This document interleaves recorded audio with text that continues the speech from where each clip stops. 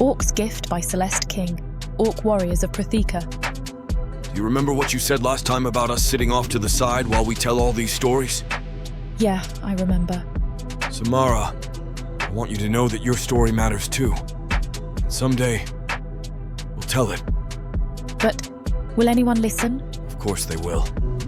They'll listen to it just like any other story on worldsofprotheka.com. At a discount, with every detail waiting for them. Until then, I think it's time we get to the story. This is Orc's Gift from Celeste King's Orc Warriors of Protheka series. Chapter 1. Brar. The humans have a saying, desperate times call for desperate measures.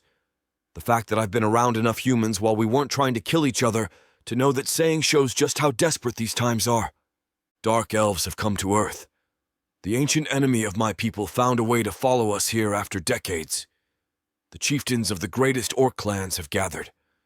We're allied with humans against a common enemy, but their people are far more fragile than ours.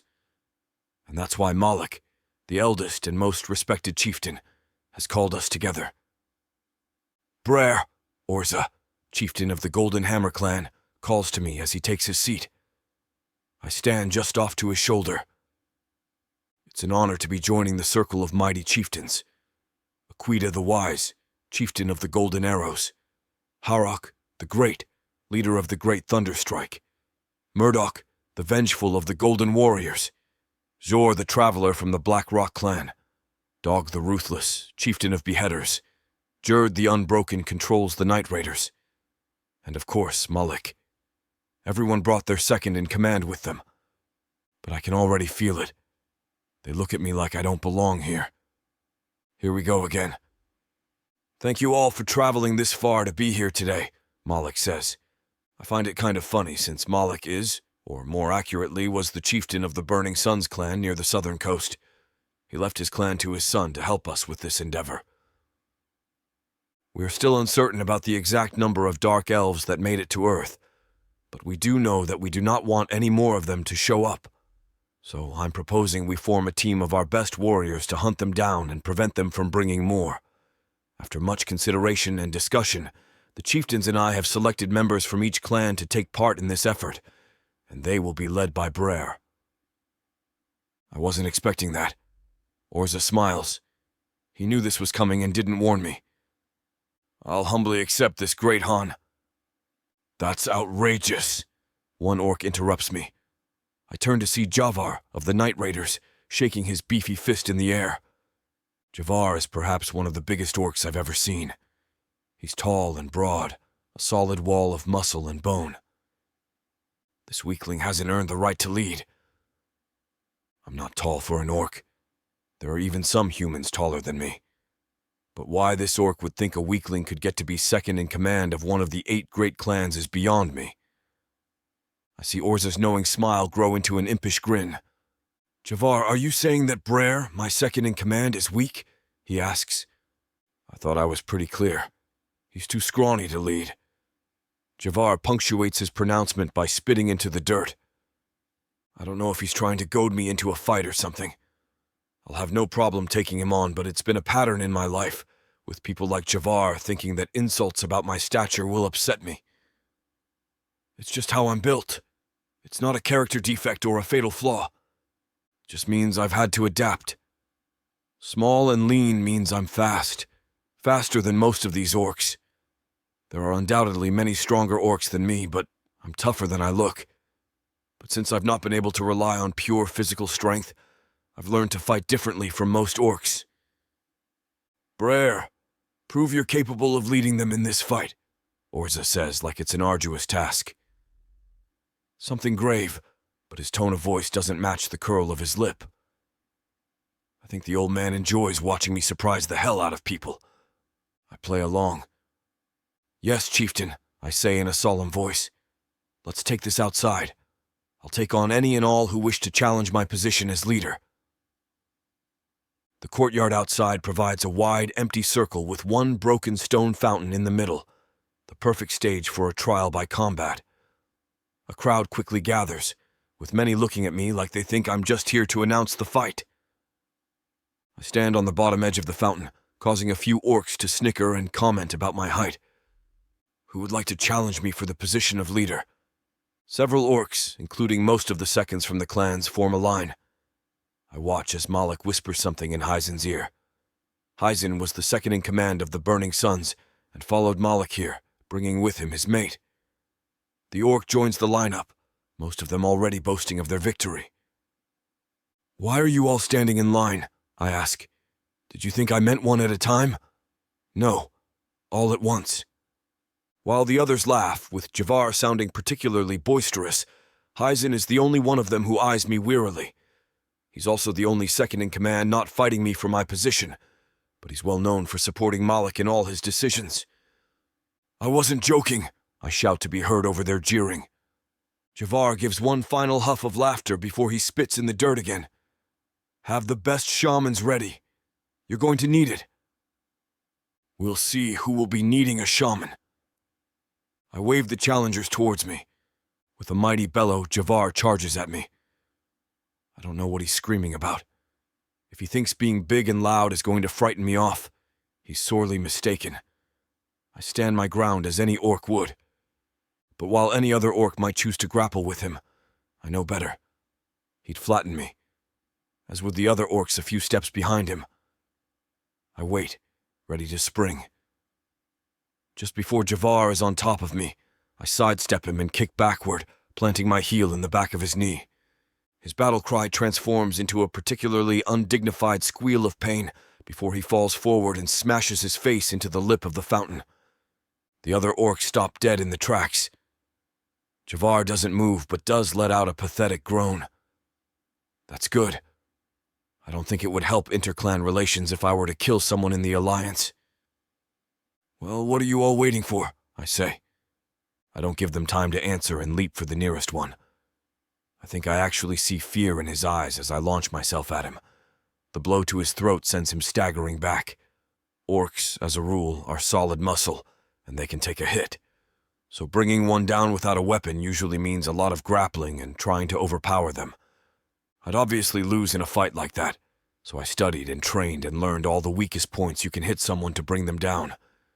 And not just orcs. Dark elves, humans, naga, minotaurs. They may not all be on Earth, but I want to be ready in case they decide to join the fight. I used my head and learned all that I could before I trained my body to its peak. I quickly drop 3 more before the others catch on that I don't fight like they do, and they need to change tactics. Several of them pull weapons from their belts. Come on, guys. Don't make me do this. Once they've grown more cautious, things get more difficult for me. But I can't say I mind watching the subtle shift in the crowd as they start to get more fired up instead of just surprised each time I take down a much larger opponent. One manages to snatch my wrist in a vice-like grip. I look up to see it's Murdoch's second, though his name escapes me. Many of my other opponents look pissed that the scrawny orc is kicking their ass, but his expression is all amusement, though that shifts to shocked pain when I jam my fingers into the small space between the bones in his wrist, and his hand goes dead. "You'll be okay in an hour," I say before driving my elbow into his face. "More or less." The rest of the fight is brutal and bloody, but in the end, even as battered, bloodied, and beaten as I am, I stand tall as I can, atop Javar, and the crowd cheers. Chapter 2. Nancy. Everything is dark. I don't know how long I've been stuck down in this miserable, inky void of a prison all alone. Time became completely meaningless after a while. I can't count based on my sleeping schedule since there's not much else to do but sleep. Though I'm so hungry and scared, I don't know if I sleep for very long. There's just no way to tell. If I knew that the meals of stale bread and fetid water were coming at regular intervals, I might have been able to count them to measure time. But it didn't feel like they were, especially since my hunger was more extreme sometimes than others. Maybe my cruel orc captors occasionally forget to feed me for several days. I can't tell. But even if I knew that I was getting a meal a day, I lost count. It's too dark in here to try and make hash marks to measure anything. I'm also uncertain if all the meals were real or not. In the well of infinite darkness, this place of no hope, I feel like I'm losing my mind. Which is highly likely. A woman can only endure so much before her mind starts to fracture, and I was already on the brink when they threw me in here. Worse still, I know what isolation like this does to your mind. I read in a book one time that the human brain craves stimulus. Deprive someone of sensory input long enough, they'll start to hallucinate as their brain generates false stimuli just to experience something. Damn my curious nature. If I didn't know that, I would spend less time questioning everything. Is that crawling sensation up my spine my brain's way of keeping itself entertained, or is this basement crawling with bugs? I have no way of knowing. If the orcs were going to kill me, I wish they'd get it over with because I can't take much more of this. If they left me with any means with which I could accomplish the deed myself, I would have done it already. But my fate is not my own. The rags I wear aren't enough to form a proper noose, and even if they were, I have nowhere to hang from. Others tried. I miss the others. I'm fairly certain they were real, but I try not to think about them. Thinking about them means remembering, and in this dark place, only dark memories seem to surface. The destruction of my base and its aftermath are my darkest memories. I was alone when it happened. Alone and trapped. Trapped much like this. Before I can stop myself, I remember the painful cries and screams as my friends and family were slaughtered or rounded up.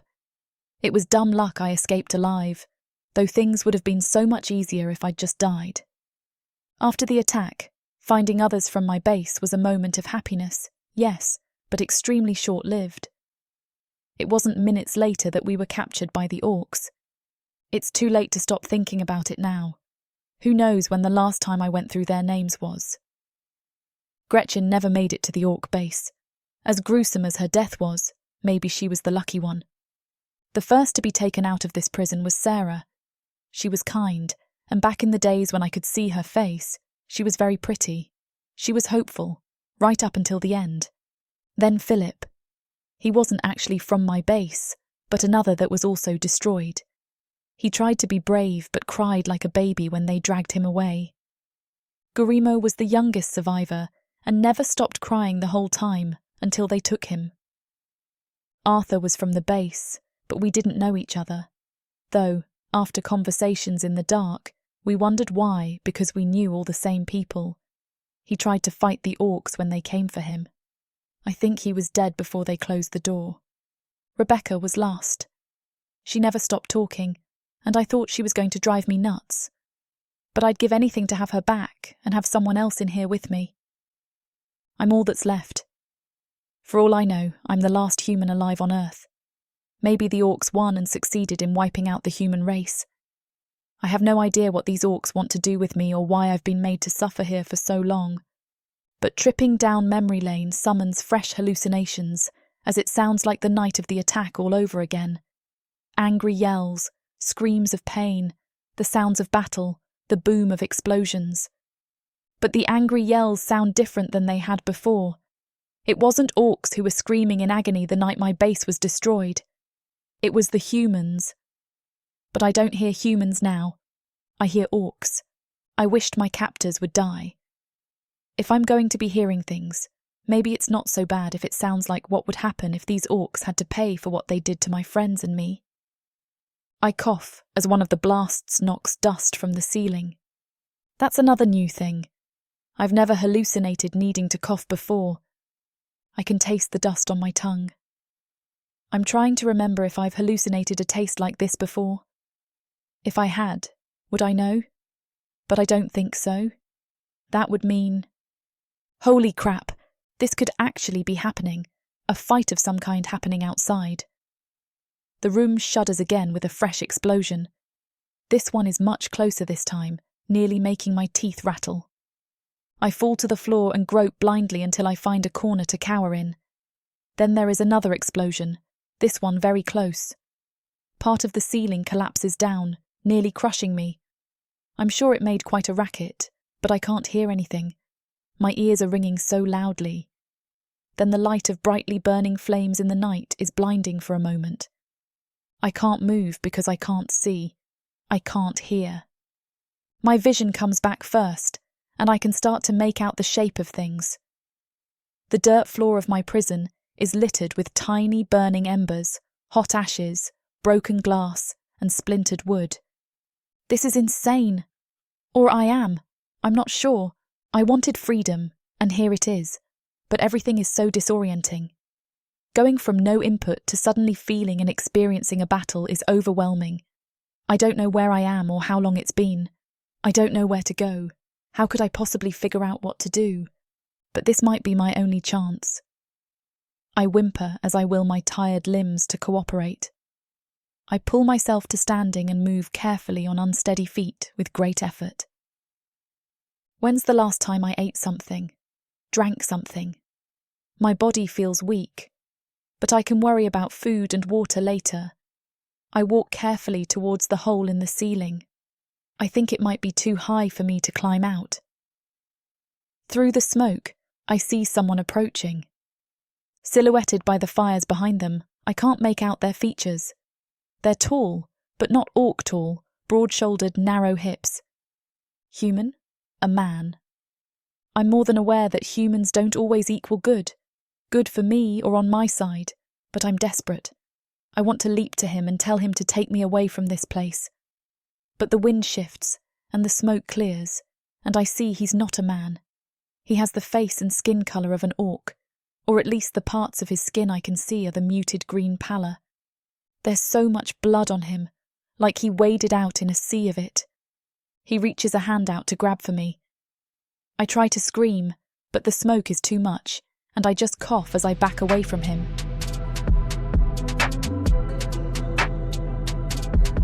Chapter 3. Brar. While some orcs can hold grudges, most can be gracious in defeat. This is good because leading people you kick the crap out of would be difficult otherwise. I don't need things to be any more challenging than they already are. I knew tracking down the Dark Elves and foiling their plans to bring more of their kind to this planet wouldn't be easy. My people fled to this world so long ago to escape those genocidal bastards. While we're still not sure how many are here, one thing is for certain. We don't need more. Commander? Javar says. Yes, I answer. Once his knee was healed, Javar became one of my best and most loyal fighters. It's a shame he had to lose a tusk when his face smashed into the fountain. I've got bad news about the Dark Elf base you sent us to scout.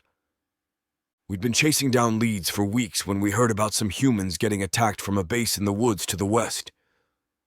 I sent Javar and a few others to observe and report back with the strength of the forces there. I'm prepared for him to tell me that they have thousands of troops and have already established a permanent portal bringing more in every day. What I'm not prepared for is... they're not Dark Elves. They're orcs. Oh, hell. I never expected every orc to sign on to work with humans. Our people were slaughtering each other for decades, but the humans have weapons that can kill Dark Elves. Guns. To pierce an orc's hide, you need mithril weapons. The metal is far too rare to make the ammunition for these guns. However, the metal the bullets are made out of, lead, weakens Dark Elf magic and can easily penetrate their flesh. So, when we negotiated peace with the humans to eliminate the Dark Elves, we told the humans we'd protect them. That meant even from our own people if any decided to continue the old wars. If these orcs won't obey the treaties and laws, they put the whole alliance at risk. They must be destroyed. What should we do? Javar asks. Even though it's not our primary mission to maintain peace with the humans, we need to take them out. Prepare to assault the base. Using Javar's information about the base, I draw up a battle plan for my warriors. The western edge of the base stood against a river, though they didn't appear to be utilizing it for transport. We divide our forces into 3 groups. I'll command one, Javar will command a second, and Sharog will command a third. She's more than proven herself a skilled leader. It doesn't hurt that she didn't feel the need to fight me that first day. Javar, your team will begin the assault on the base's northern side while I attack from the east. And Sharog, you will lay in wait to the south, cutting off their only retreat and securing the rendezvous point. "And what happens if they don't retreat?" she asks. "I'll leave that decision up to you. You do whatever is best to ensure that these orcs pay for threatening the lives of humans." It's nightfall by the time we are ready for our attack. Since our primary target was dark elves, we did come equipped with some of the new guns designed to fit the larger hands of orcs, but they'd be useless in this battle. But we also have access to another human weapon that I make sure to bring: grenades. While the shrapnel from them won't do much to an orc, the fires they start will still burn. And as I learned back when we were still fighting the humans, the concussive force could be deadly if an orc was close when it went off. But mostly, they're perfect for destroying walls. My group starts with our grenade attack, collapsing the defensive wall before we charge in. Then it's all the chaos of battle. Using my daggers, I make short work of several orcs, until I hear a roar of outrage as an orc wearing chieftain's robes rushes me, swinging a machete. Behind him are several other orcs. I sheathe my daggers and hurl my last grenade at them. That halts their advance as they scramble to get out of the way of the blast or the wall that collapses after. Very few of them are successful, but the chieftain manages to survive. Just as he gets back to his feet, I get in a good solid strike with my daggers as I run past him.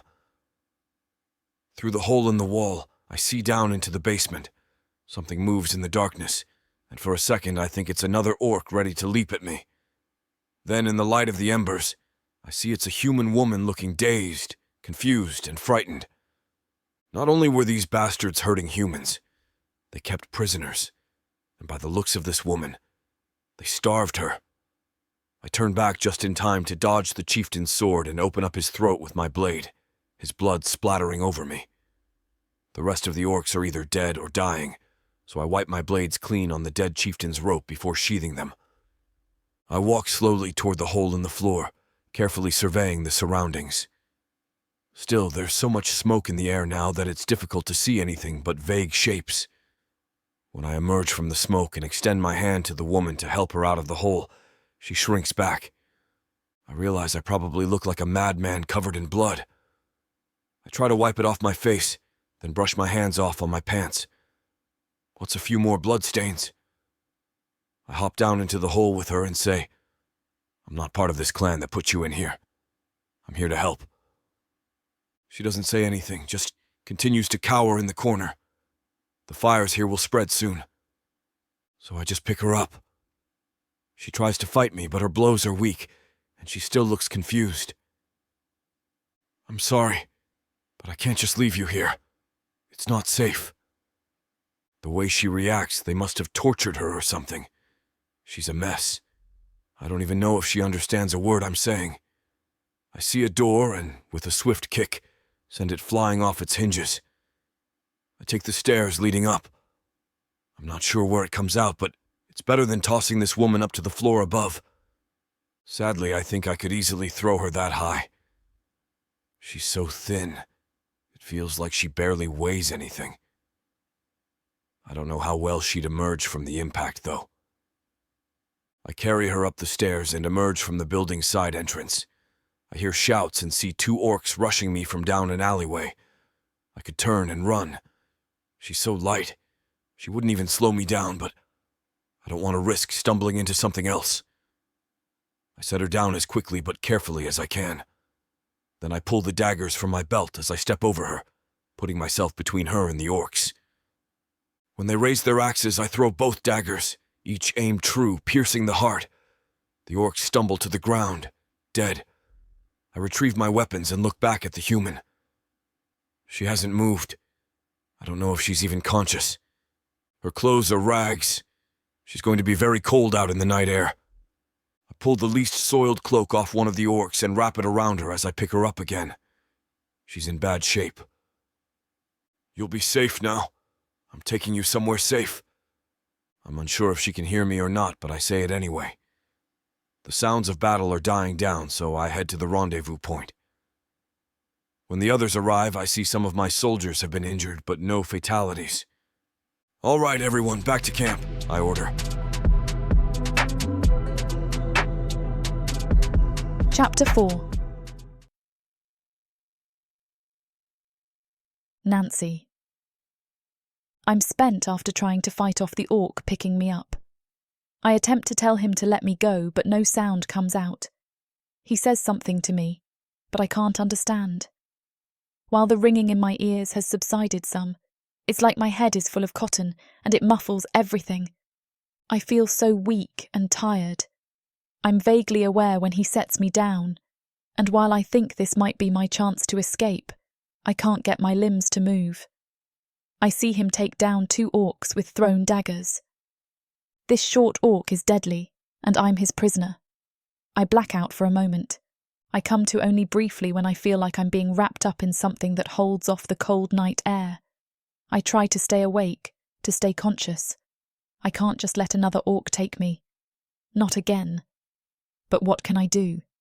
I should have run as soon as the hole opened up, though I don't know if I could have managed it. But I have nothing left, and I fall into an entirely different sort of darkness. I snap awake, blinking my eyes as I regain consciousness outside that blasted cellar for the first time in forever. When my eyes adjust, I see I'm in some kind of tent. It's dark, but like regular dark, where I can still make out shapes and even distinguish lighter and darker colours. I probably could have handled my own escape if this was my transition back to sensory input instead of an explosion. The orcs have laid me out on top of some kind of bedroll. Before my imprisonment, I would have thought of it as uncomfortable, but it feels almost heavenly after spending God knows how long sleeping in the dirt. But even as luxurious as it may feel, I still need to get the hell out of here. Yes, it was an orc who got me out of there, but I'm not going from being one clan's prisoner to another. We knew the orcs fought each other, sometimes just as much, if not more so, than they fought us. It's just what they are like. I don't know what these ones want from me, but I can't let them have it. I don't want to see if I'll be tortured for their entertainment, used for their pleasure, or... Right now, I need freedom before I find out just what they have planned for me. I'm astonished that when I move around, my limbs are unbound. They must have thought I was too weak to move because they haven't caged me or tied me down in any way. I'll take that as a blessing and use it to my advantage. I move slowly to the front of the tent and peer through the small gap between the flaps. It looks like the orcs have decided to throw themselves a party. They're drinking and laughing around a huge bonfire. I back away, afraid I might retch, not that I have anything in me that I could possibly throw up at this point. The last time I saw a bunch of orcs like this, they'd just rounded all of us up. After they found my group, they'd marched us to their camp, where they celebrated finding so many humans so easily. They drank and carried on like the ones several yards from my tent right now, but then they got hungry. The other humans they'd captured, and I were all bound, hands and feet, linked together by a chain. They came, and they released Gretchen. She cried and screamed, and I wanted to cover my ears, but the chain between my wrists wasn't long enough to allow me to cover both at the same time. They stripped her down, and at first, I thought they were going to defile her, and how awful that would be for her. But no. They put her on a spit and roasted her over their bonfire. I don't want to remember. I don't know how accurate my memories of it are anyway. Because half the time, I think I heard her screaming the whole time, and the other half, I'm pretty sure they snapped her neck. I spent too long in the dark, reliving memories with no other stimuli. I'm sure my mind embellished some details along the way. I looked down at myself. I was skinnier than Gretchen, even then. She was a voluptuous flirt at the base before it was destroyed. So many men wanted her for her curves. It turned out the orcs enjoyed them as well, just in a much more gruesome way. But she was enough that they didn't eat the rest of us, at least not until we were back on their base. They could have eaten the others or done so many horrible things. But I think I'm probably not on the menu. I can't imagine I'd make much of a meal, but I'm not looking to find out if the orcs are interested in trying anyway. There are plenty of other things they can use me for, and the thought is enough to make it hard to breathe. I need to escape. I tiptoe to the back of the tent and peer through the gap where the canvas doesn't meet the ground. There's no bonfire behind my tent, no gathering, Just about a half a dozen tents, some boxes and barrels. And beyond that, just woods. It's not far, and I could be out of their camp and on my own. I never really learned how to hunt, but even if I'd just die of starvation in a few days, at least I'd die free. I can slip away if I'm quick about it. It doesn't appear like my tent is guarded. I must have just gotten lucky with being captured by the dumbest or most overconfident orcs. But what if it's all a trap? What if this is all a setup? They want me to escape so they can have the fun of hunting me down. Doesn't matter. Even if there's a slim chance, I'll take it. I just need to be brave. I can do this. I can do this. I have to do this. I'm scared out of my mind, but luckily, being brave doesn't mean not being afraid. It means being afraid and doing it anyway. And I can do this. I stay low and slip under the gap in the tent.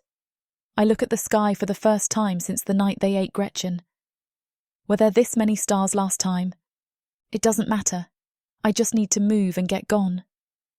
I sneak around behind another tent, beside a pile of boxes. Just as I'm ready to make a sprint for the next bit of cover, behind a patch of short bushes, I hear footsteps approaching. I freeze, holding perfectly still. I don't even dare to breathe as two orcs walk by. They move like they're on patrol, though they talk like they're bored. It's the type of small talk you make when you're just killing time with someone you're only marginally acquainted with. "It's getting chilly at night," says one. "Sure is. Makes me miss summer," replies the other. "You and I both. I wish I had time to steal some warmer clothes or something. I'm not going to freeze to death or anything, but it's definitely not comfortable. So, it must be fall? Maybe. I don't know." When they turn left at a group of tents, I dive for the bushes. "Did you hear that?" It's one of the guards' voices. Crap! Again, I go completely still, just hoping my pale skin, that's probably gone paler during my captivity, doesn't make me stand out. I hear them coming closer. I can hope they don't see me, or I can try to run for it, but the longer I wait, the less viable running becomes. I need to choose now.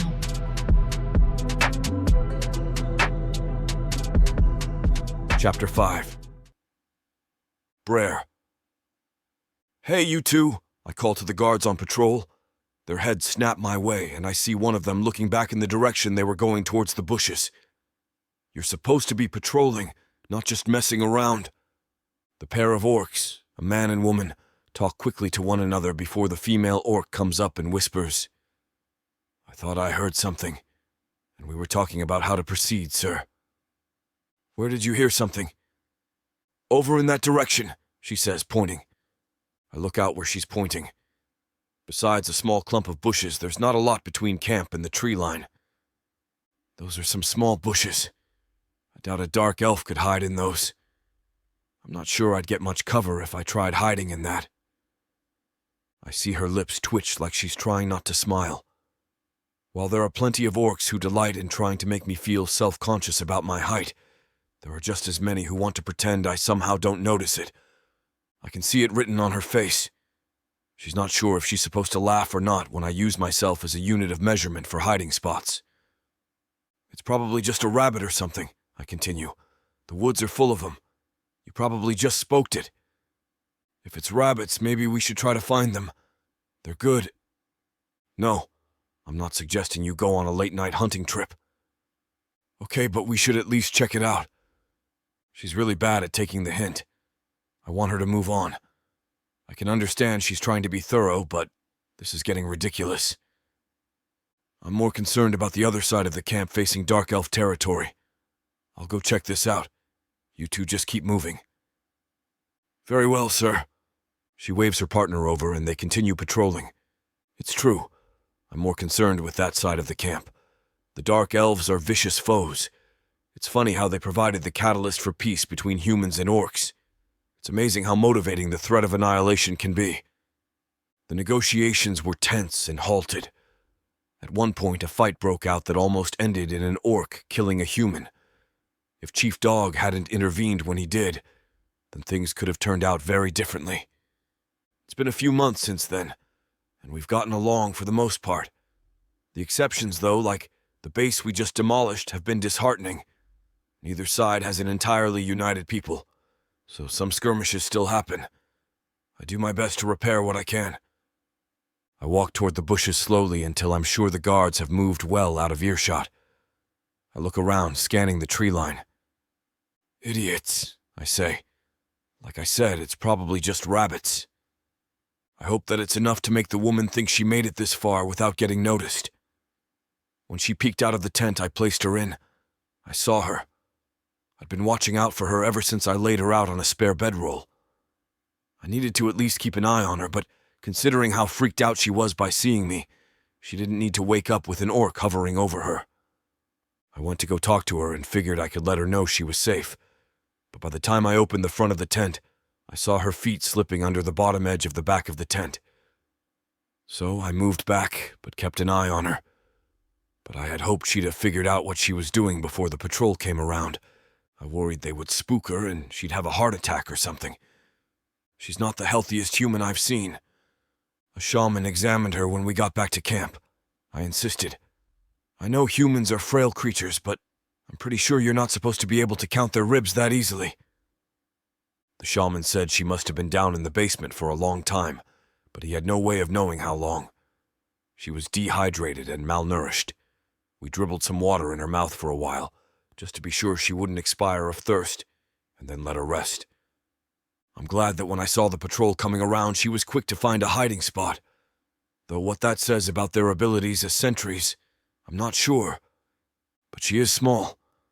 I think she would have been fine if she just waited another few seconds before trying for the bushes. She's not trained for this, so I don't think she's dangerous. At least not more so than the average severely underfed human. I could put an end to this, grab her, and drag her back to the tent, and force feed her. But I'm not looking to hold a human prisoner, nor act as a babysitter. I would have intervened sooner if she was planning on marching into Dark Elf territory. The treaty didn't say to stop humans from making dumb decisions, but that seems a little heartless to not at least warn her she's marching off to her death. The direction she was heading was away from the front lines. Maybe she has a settlement she'll return to. If the situation were slightly different, we could even take her there, or at least send her an escort. Unfortunately, resources are a little thin, and we don't have time. It's not like I'm looking to make many detours. We already lost a good 2 days' worth of progress because we stopped to deal with those rebel orcs. But besides ending their reign of terror and rescuing the human, it might have been worth it just so we had a victory of some kind. I can already see the effect of it on my troops. Everyone's feeling pretty festive in their post-battle celebrations. They're drinking and laughing, comparing battle wounds and numbers of enemies slain. It wasn't the mission we were sent on.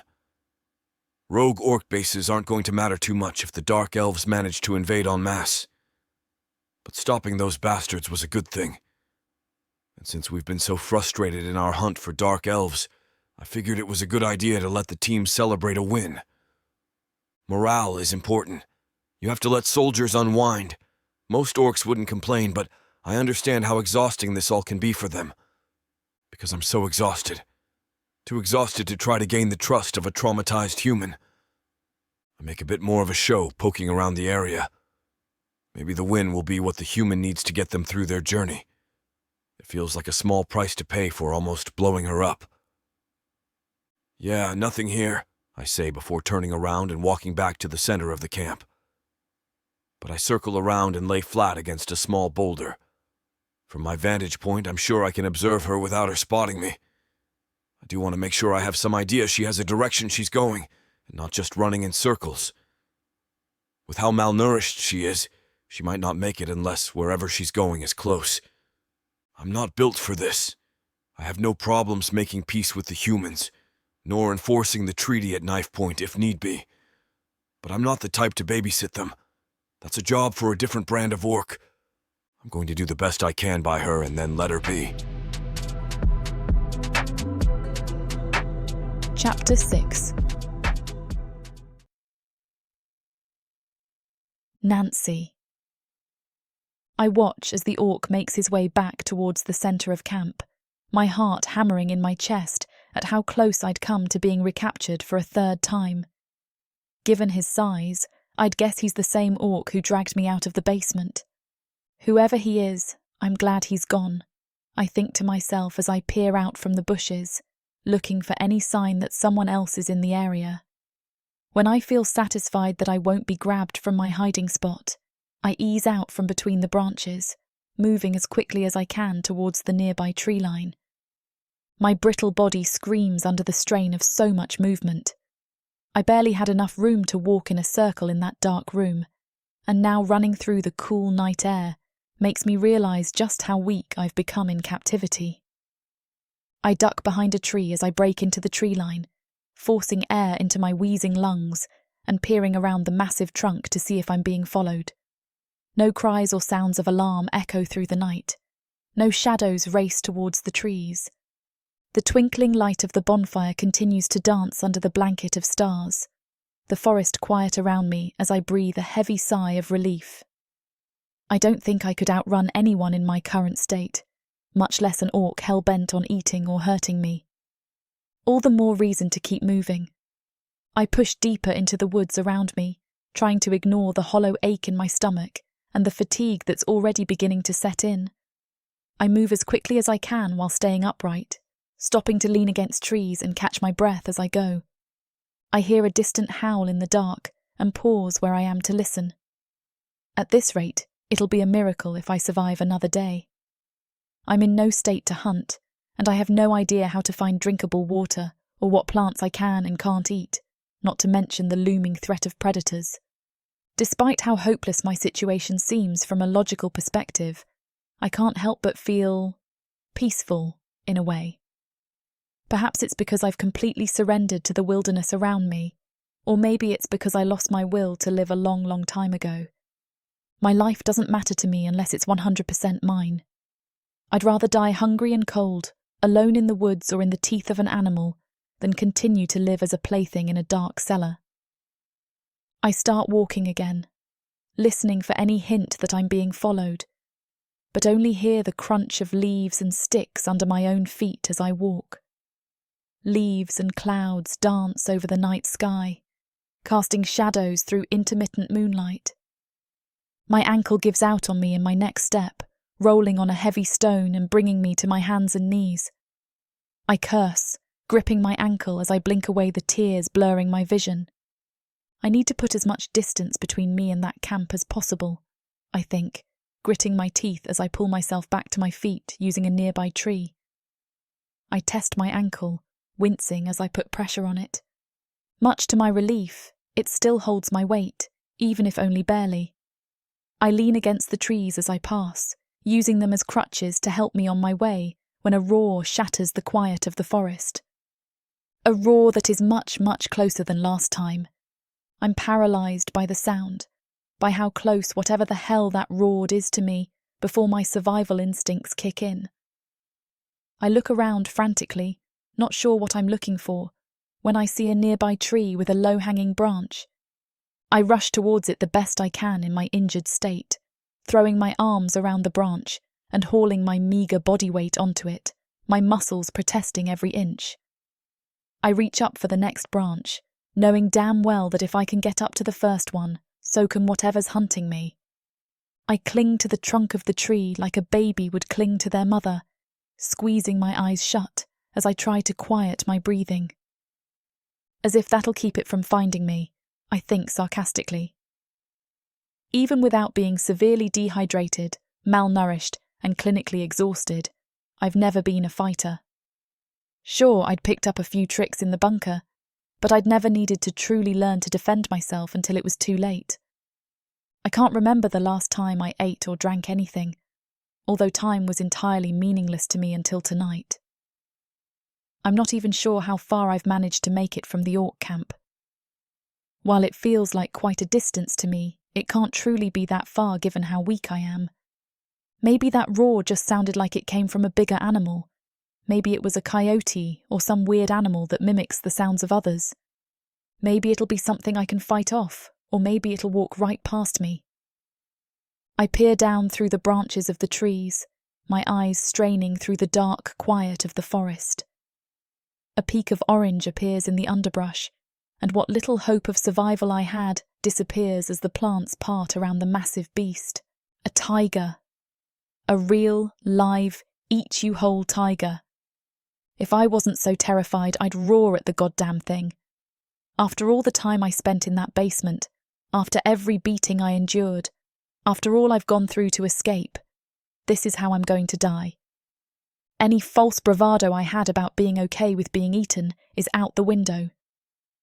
Rage charges through me as furious tears well in my eyes while I watch the tiger sniff the ground where I'd been a few minutes ago. This isn't fair. I silently scream at the universe. I know I'm behaving like a petulant child, but I can't find it in me to care. If these are my last moments, I'll spend them how I want to.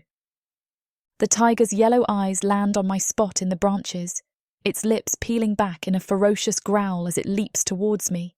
I scream, clutching the tree tighter as I tuck myself away from the tiger's outstretched claws. I brace myself for pain, for the feeling of falling or being dragged from the tree, but it doesn't come. I look down at the tiger to see it leap towards me again, only to slide back down the trunk of the tree.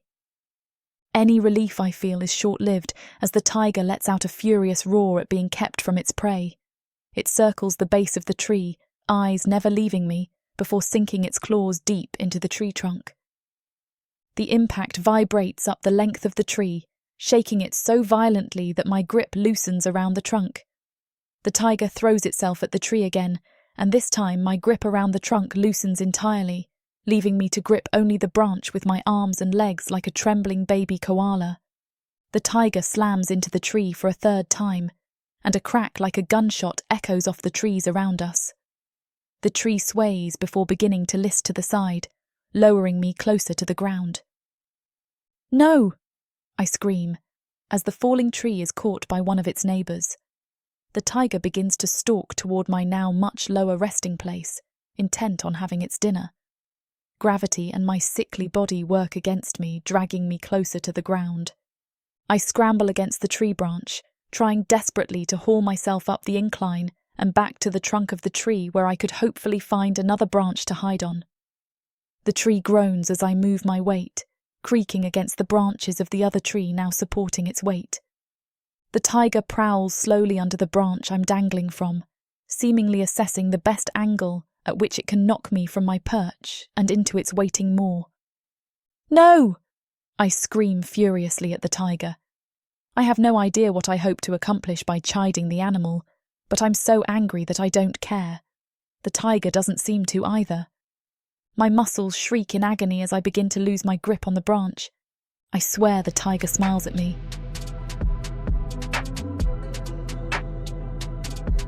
Chapter 7. Brar. I am constantly reminded of what an advantage orc vision is when dealing with our human counterparts.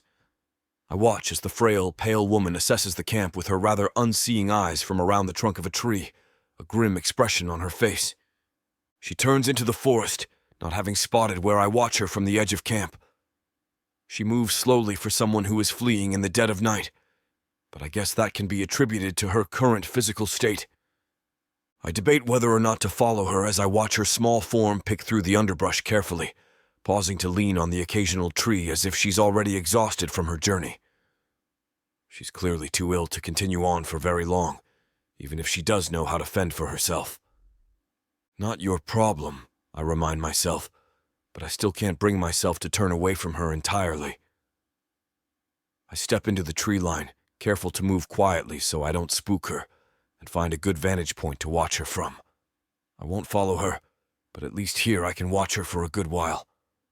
There's too much at stake for me to preoccupy myself with a human woman who's so obviously hell-bent on being anywhere but here. And yet here I am, looking after her. You've already rescued her once, and she's the one who tried to disappear in the middle of the night. I think sourly as I watch her lean over to wheeze against yet another tree. My people in the conflict with the Dark Elves are far better deserving of this level of energy and attention. In truth, perhaps my preoccupation with this woman has to do with regaining some modicum of control. Our journey to help cripple the Dark Elf barrage has done little to help the actual war effort, and controlling the fate of a human woman is far easier than trying to control the fate of all orcs and humankind. I know my people have done their best, Hell. I've done my best, but we have yet to take any meaningful steps toward our real purpose. Raiding the enemy orc base was a small victory, but it has been our first and only. I've encouraged everyone to enjoy it, hoping to help keep morale high, but as a leader, I have no such luxury. It's my responsibility to help take care of this threat, and given the dissatisfaction from some regarding my position as leader, I have even more to prove than anyone else, which is exactly why I shouldn't be wasting my time here.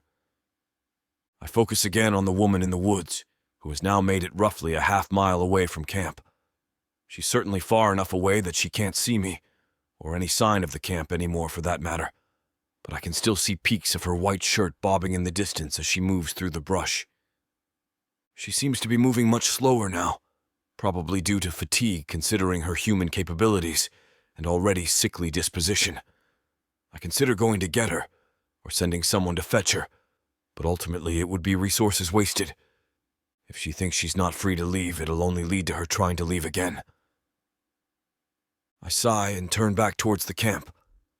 While it's obviously stupid for the woman to continue into the woods, my people and her people are more important than her play for independence.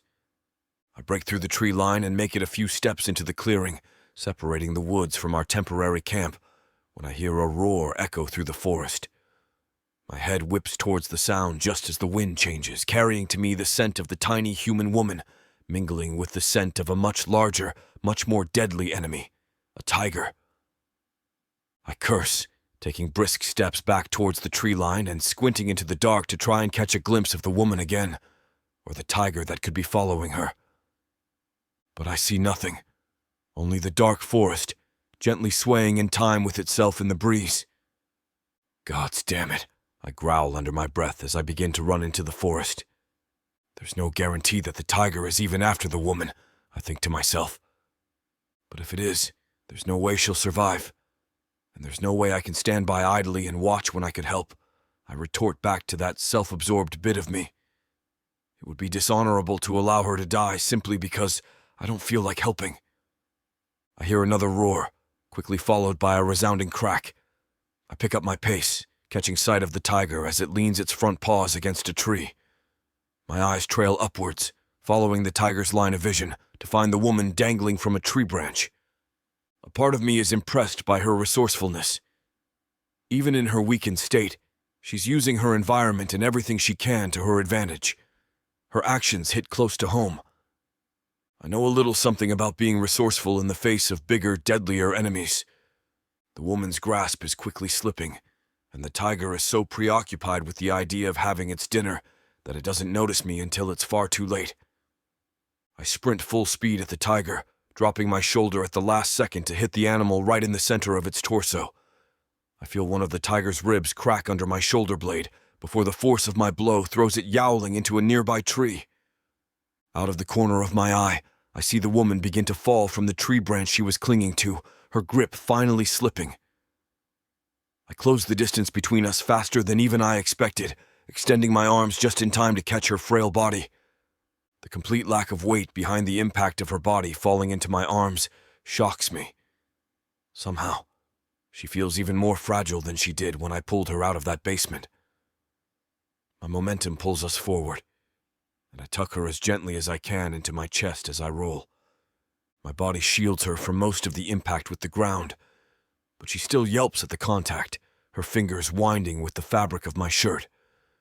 I bring a protective hand to the back of her head, trying to protect her from any grievous injuries as we skid to a halt. The tree groans as we come to a stop a few yards away. The sudden change in its weight distribution brings it crashing to the ground, small rocks and soil spraying us as it hits the forest floor. I crouch around the woman, sheltering her from the brunt of the debris. Her eyes stay squeezed shut until the dust settles. The wind is knocked out of me when she finally opens her eyes. I've never seen such green eyes. They're not overly vivid or bright. No, her eyes are the color of moss on river stones. Earthy, deep green, with flecks and streaks of warm brown. She blinks up at me in shock, and I suddenly remember our current predicament. Are you all right? Are you hurt? Chapter 8. Nancy. All I can do is stare at the familiar olive-green face looking down at me, mere inches from my own. He's saying something to me, but I don't know what it is. All I can see, hear, and feel in this moment are the memories of the other orcs that have been this close to me.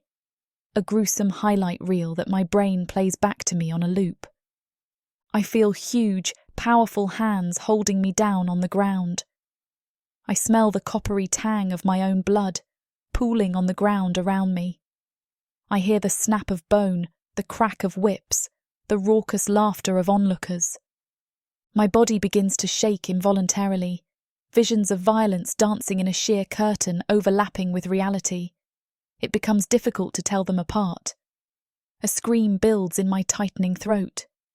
A soft touch on my arm breaks the spell. My exhausted, traumatized brain is casting around me. I haven't been touched so gently since I lost my bunker.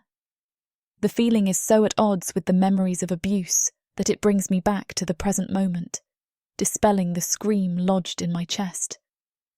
The orc is still staring at me, his features arranged in what seems to be concern. I can't even begin to comprehend why an orc would feel concerned for me. It's a shock to me that they are capable of feeling much of anything at all. I clamber to my feet, my ankle nearly giving out under me again at my sudden lurch into motion. I back away from the orc, doing my best not to cower while still taking a defensive position. The orc's face falls slightly, something like exasperation darkening his features, when a roar sounds from behind the newly felled tree. The orc pivots quickly towards the sound, and I instinctively find myself stepping behind him. The tiger prowls under the tree, eyes bright with hunger and pain as it stares at us, stalking slowly closer to where we stand. Adrenaline races through me as I shrink away from the massive predator. "Just stay behind me, and you'll be fine," the orc says quietly over his shoulder to me, never taking his eyes off of the tiger. As soon as the words leave his mouth, the tiger leaps at us, claws outstretched and mouth open wide, as if to swallow us whole. I scream, petrified in the face of the animal's speed and strength. The orc in front of me doesn't even flinch, however. Instead, he extends his arms to the tiger as if to embrace it. The confusion I feel is mirrored in the tiger's eyes until the orc's hands wrap around its mandible and snout, with no regard for the razor-sharp teeth lining its jaws. The orc twists his body, using the tiger's momentum against it, and tossing the animal past us and into a tree where its collision shakes the forest floor. My eyes widen in shock, my jaw slack as I stare between the orc and the tiger as I scramble backward and out of the way. The kind of strength it'd take to even lift a tiger, much less stop it mid-attack and fling it several yards away. Without missing a beat, the orc crosses to the fallen tree I'd been hanging from moments ago, ripping off a massive branch with his bare hands and brandishing it at the tiger. The tiger snarls as it rights itself, and I shudder away from the sound, pressing my back against the fallen tree. The tiger and orc circle one another for a moment before the tiger pounces. Despite the fact that the orc seems more than capable, my stomach turns at seeing such a massive animal leap toward him. I squeeze my eyes shut, waiting for the sounds of gore and agony. A deafening snap vibrates through the air, quickly followed by a pained yowl. I open my eyes to see the orc leaning over the limping tiger, the massive tree branch in his hand, nearly broken in half from the force of his impact. The orc raises the branch over his head, as if to hit the tiger again, but the animal moves before he has the chance, tail tucked and belly nearly scraping the ground as it makes its escape. We stand there for a moment, the orc watching the tiger and me watching the orc. Well, the orc's back. The realization that I'm alone and injured in the woods, with what is clearly an extremely strong orc, crashes over me. I should leave while his back is turned, run like the tiger, while I still have a chance, I think to myself. I begin to slide under the tree, doing my best to keep my eyes on the orc's back and move as quietly as I can. I wouldn't do that if I were you. I freeze where I am, partially crouched under the tree, my heart thumping wildly in my throat. Of course he wouldn't forget his hard-won prize, and now my attempt at escape has infuriated him. While tigers are certainly one of the meaner creatures in these woods, they're not the only ones, and a hungry, injured animal is far more dangerous than a well-fed, healthy one, the orc continues, dropping the tree branch at his feet and turning to face me. His statement chills me to the bone. Tigers certainly aren't the meanest creature in these woods. I'm looking at the meanest one. I right myself immediately, my face flaming from fear and humiliation at yet another one of my escape attempts being foiled, especially while I'm bent so awkwardly under this tree. I won't give him the satisfaction of bowing before him. "Are you threatening me?" I manage to squeak out as I stare at the orc. His brow furrows, obvious confusion on his face. "No, I'm talking about the tiger that almost ate you."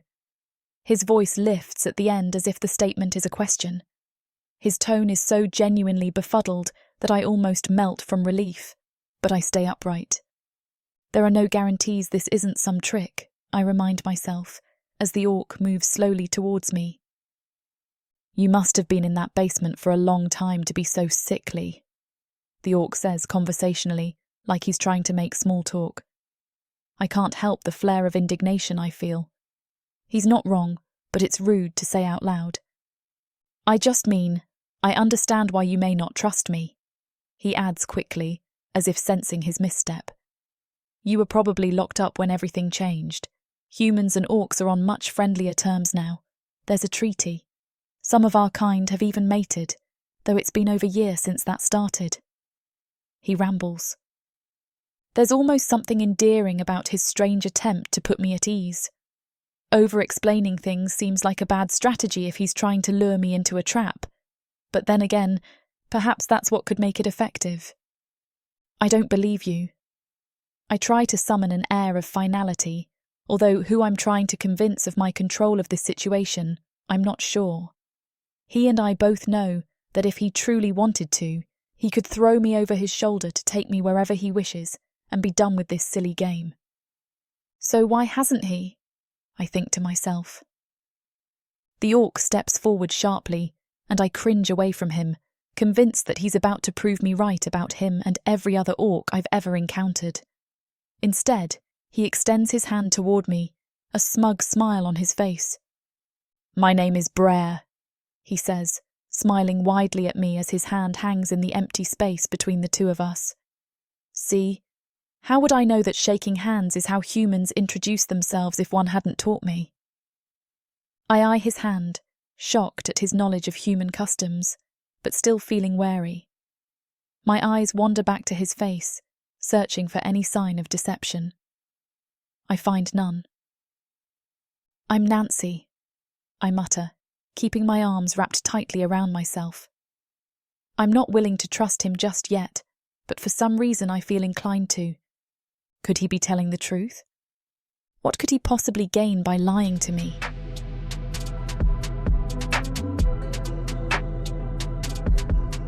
Chapter 9. Brar. The human stares warily at my hand, looking like she thinks I'm going to wring her neck with it. If she had really been in the basement for more than a year, which I can only assume she must have if she doesn't believe me about humans mating with orcs, no wonder she reacted the way she did. I withdraw my hand slowly. I don't want to make any sudden moves that might spook her. She's been through a lot, and I can't imagine the things she might have seen.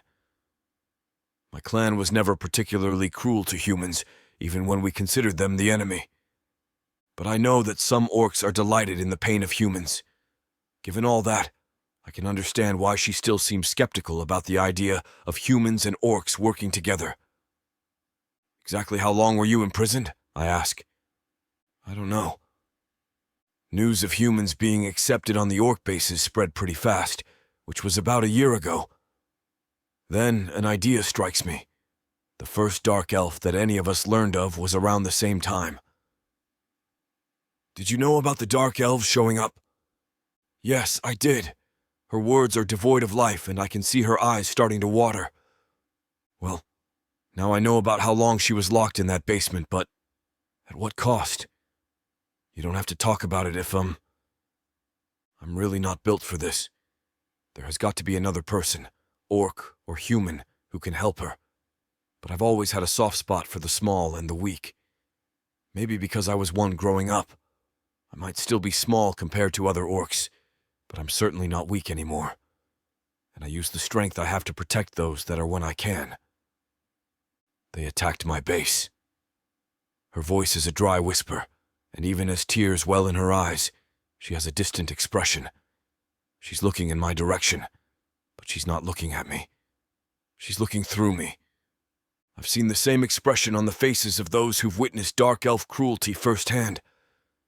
I don't know if it's a spell the Dark Elves have or what, but those who have seen their atrocities talk about reliving the memory over and over. Those bastards enjoy tormenting others. I wouldn't be surprised. I don't know if I should stop her or what.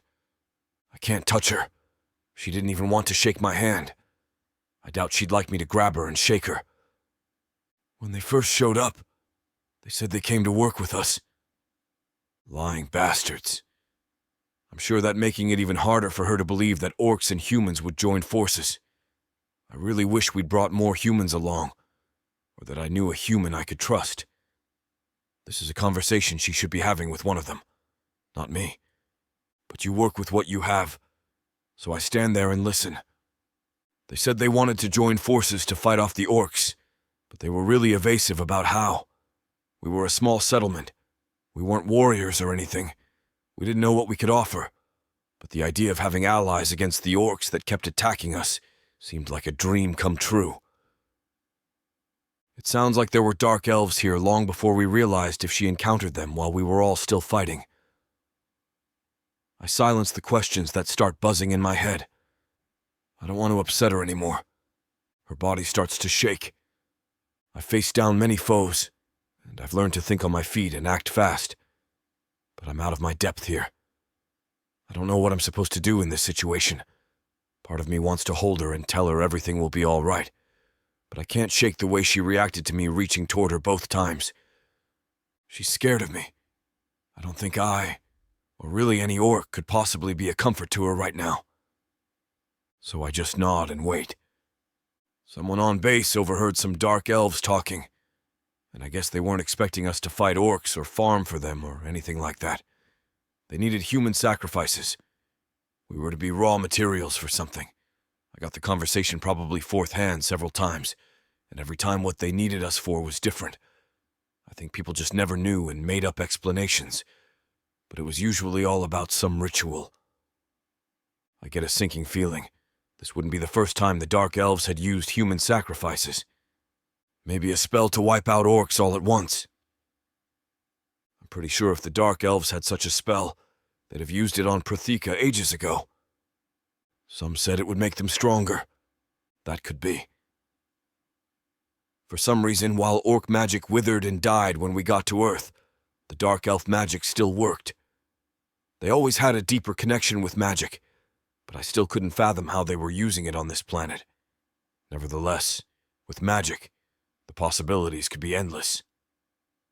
Others said it would open a doorway and bring more of them here.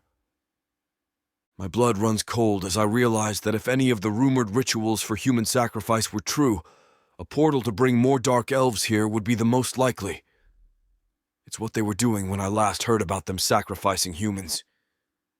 Well, someone must have confronted the dark elves, or they found out we knew because it wasn't long after that they just attacked the base, killing everyone they could find.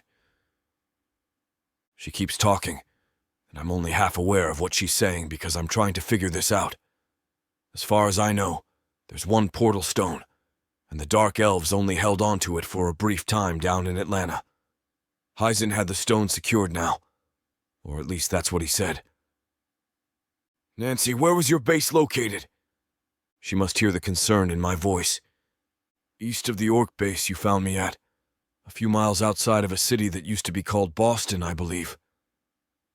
Damn. Either that meant there was more than one portal stone, or there was an entirely different ritual they could use. and they'd been doing so for more than a year. If that was the case, how many sacrifices could they have gathered since Nancy's base was destroyed? Could they have been opening portals this whole time? How many dark elves are on Earth now? I need to get back to base and report this. It might explain a lot of dark elf activity if their attacks on humans weren't just because they're all sick bastards who enjoy the suffering of others. What if it wasn't just eliminating enemies? What if it was gathering ingredients for this ritual this whole time? The portal stone ritual was long and drawn out. What if this was just as simple as killing a human? There are too many what-ifs. "Is everything okay?" Nancy asks. I snap my head up. I must have looked like I was somewhere else.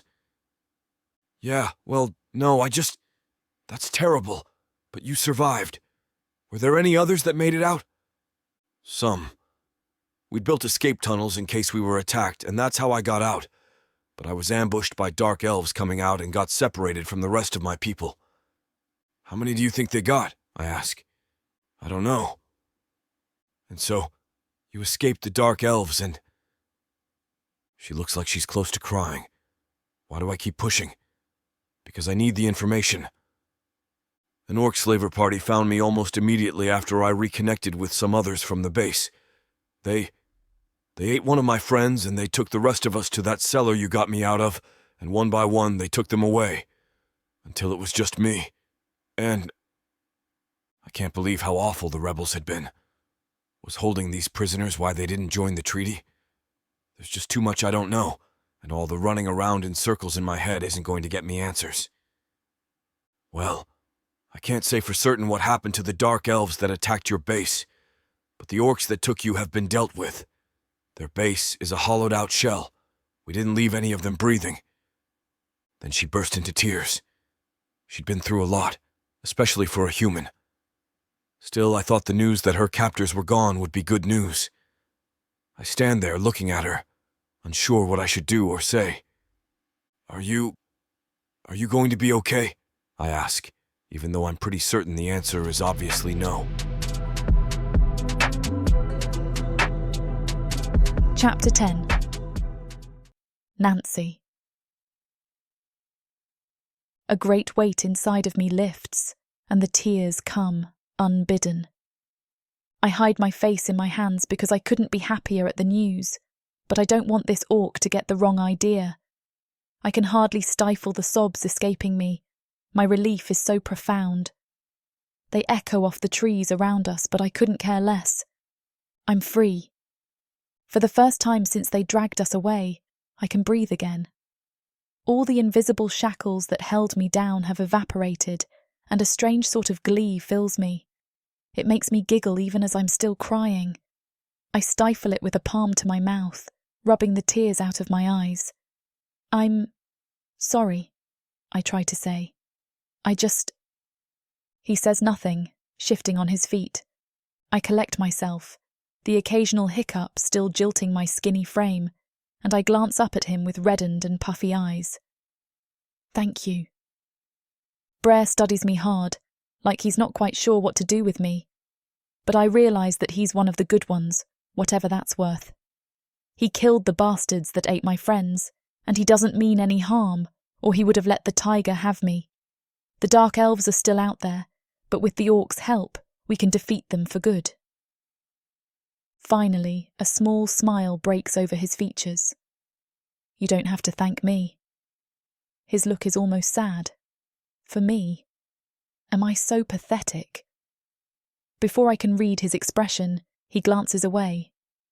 "We should be heading back just in case there's more of them lurking about. You never can tell with cats." I wipe my face again and nod, sticking closer to him than before, staying in his shadow. He doesn't seem to mind, and in fact chuckles at my hesitancy when we break into the light of camp. It's all right. They're good orcs. I'm starting to trust him, but the others.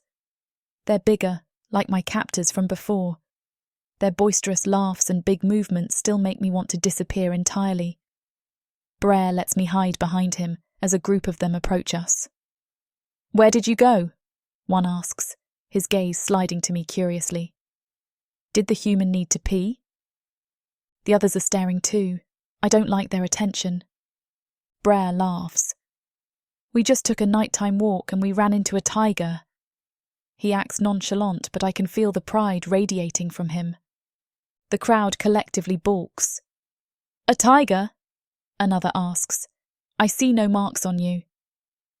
That is because I can fight, Brar says, clenching his fists excitedly. You should have seen how I battled the beast and how its bones cracked when I snapped a branch down on its vicious head. Resounding cheers and roars escape the group, making me shrink into Brar's shadow completely.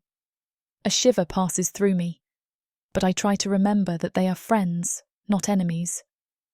My enemies are dead, I repeat to myself. My enemies are dead. Even as I'm trying to calm myself, several of them clap Brar on the shoulder. You are a boon to our troop, Brar. You have always thought on your feet. He waves their compliments off, glancing over his shoulder at me. But he doesn't say anything, offering only a reassuring smile before turning back to his own kind. It only takes one decisive blow to subdue any enemy. You just have to know where to strike.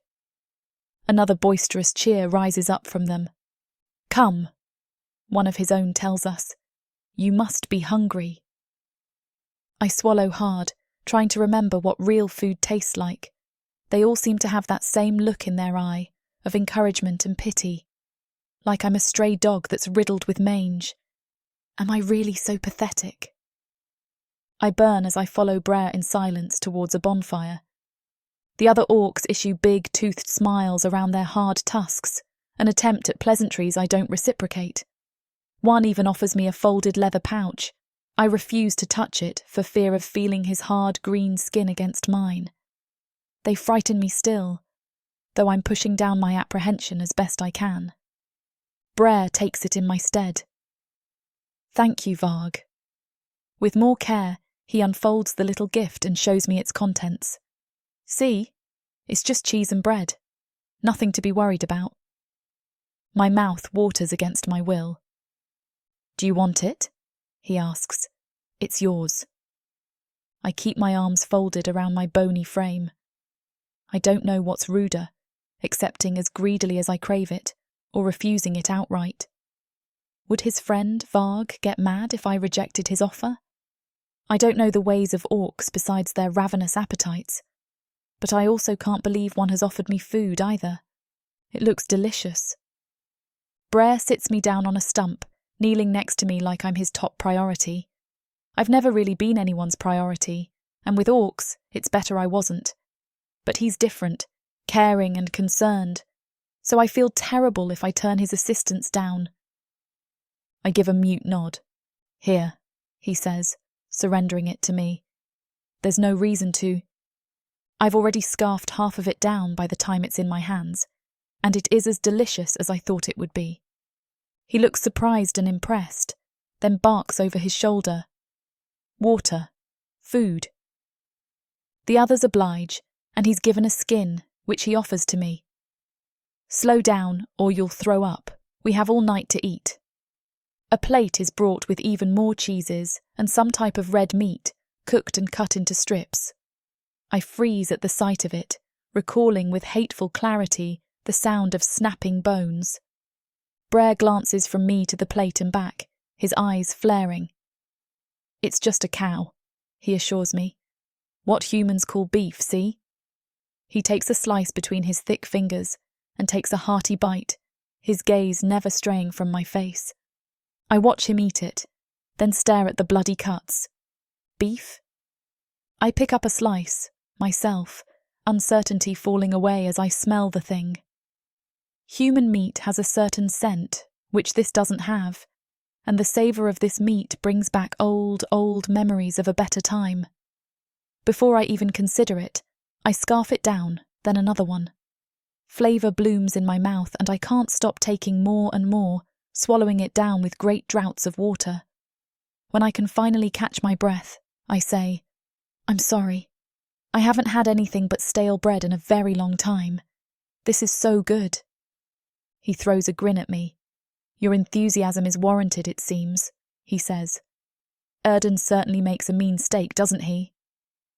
I nod with more enthusiasm. I'm not sure which one is Erden, but he is a fine chef. May I? Brar asks for the food. With my mouth full, I answer, Of course. Several of the others chuckle as they watch us eat, but Brar keeps my attention on him. You make it look tasty, he says, taking some of the pillowy bread before rolling it and stuffing the whole thing into his mouth. And there's more where this came from, he says between bites. Just be sure to pace yourself. As I slow, he talks about the future. It's been a while since I've had the luxury of thinking about a real future, and I listen to him speak. First, we're going to head back to our base. The thought unnerves me, but I master myself before I think to bolt. And then we can search for a human settlement when everything calms down. You have a right to be with your own people, if you prefer. I say nothing, chewing on a bite of meat. But there are other settlements that are mixed too, humans and orcs living side by side. I want you to think about where you want to be. Either way, I'll make sure... Brar, bellows an orc that I haven't seen before, and that first instinct to run rises up again inside of me. It takes all my willpower to remain seated as the orc marches straight at us.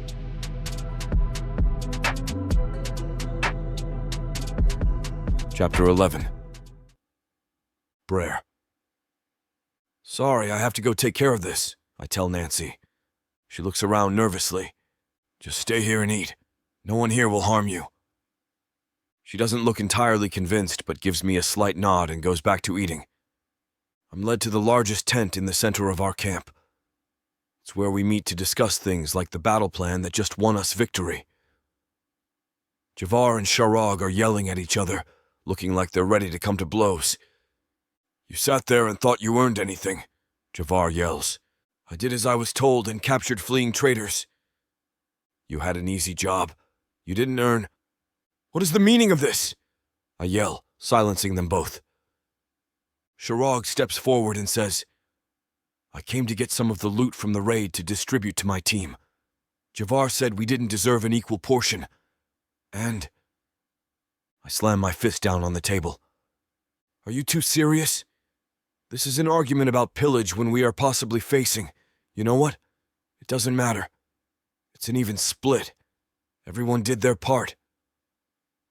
To see them nearly at each other's throats over who gets what reminds me why I'm reluctant to share the information about the sacrifices with anyone until we get to the base. So many orcs are still operating like this is just any old war where honor and spoils are the goals. We're fighting for survival here. Everything had gone so smoothly, and the victory had done the entire camp some good. But to see greed rear its head is disheartening. But Brar, my men risked their lives in hand-to-hand combat. I have more injured. They should be compensated. If I were taller, I would seize him by the collar at this point, but doing so would just make this look ridiculous. Then I suggest you give them more out of your portion. Now get everyone packed up. We're leaving soon to report back to Malik. Javar glares at me for a second and then nods before turning away and storming out of the tent. And things had been going so well. I thought we needed the win for the morale boost, but if it's going to cause issues like this, I'm not sure what that says about this team's ability to function. Thank you, sir, Sharog says. I can't have divisions like this. We need to work together. I understand, sir. But why did you give me and my people a position where we'd be the ones without the honor of battle? This is the part I've enjoyed least about being in charge. It's placating everyone's egos.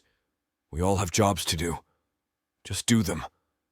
But Sharog has been a good soldier, and I don't want her morale to flag. Because I couldn't trust Javar not to rush in when he got bored of waiting. I needed to make sure that we could deal with fleeing orcs. Sharog nods, seemingly satisfied with my explanation. Okay, let's get moving. May I ask why we're going to Malik? We don't have that much to report, do we? I trust Sharog, but not enough that I'd break the trust of the council. The details of the portal ritual were only given to a select few. I think Malik worried some orcs might start to wonder if the portal stone could be used to bring more of our people here, instead of just dark elves. I can't say the thought hadn't crossed my mind, but just the question. To actually sacrifice humans for that is a step too far for me, and I don't know where Shirog would fall if she were given such a choice. The humans' base was destroyed by dark elves, I say. The rebel orcs just happened to be who caught her when she fled. She might have more useful information than she realizes. The best lies contain some semblance of truth. Shirog nods and leaves the tent. I take a moment to breathe and collect my thoughts. I'm tired. I wasn't planning on fighting a tiger tonight. And then the things Nancy said, followed by this fight between subordinates. I need sleep. But there's still so much to do. I walk out of the tent and head back to Nancy. The orcs have kept their distance, and it looks like she's still eating slowly so she won't get sick. I sit back down across from her, grabbing a bite for myself. Is everything okay? Her question is timid. Yes, just a minor disagreement. We're going to be going soon. Before I could say anything else, she set down her plate. Hold on a second. I said soon, not right now. A camp this size doesn't break down easily. You can finish. I just wanted to warn you that we are going to go to an orc base. I see her stiffen. But you have no need to worry. Where we are going is at the heart of the Alliance effort. No orcs there are going to harm you. She goes back to nibbling her food nervously for a bit, but then she asks, And are you going to leave me there? Apprehension sours her face and voice. I'm not going to make you stay anywhere you don't want to. None of the orcs there will. I know it might seem far-fetched for you at the moment, but I promise, things between humans and orcs have gotten better. I just don't know where to go next.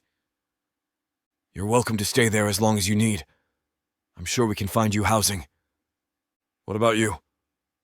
Eventually, I'll return to my clan. She scrunches up her face. No.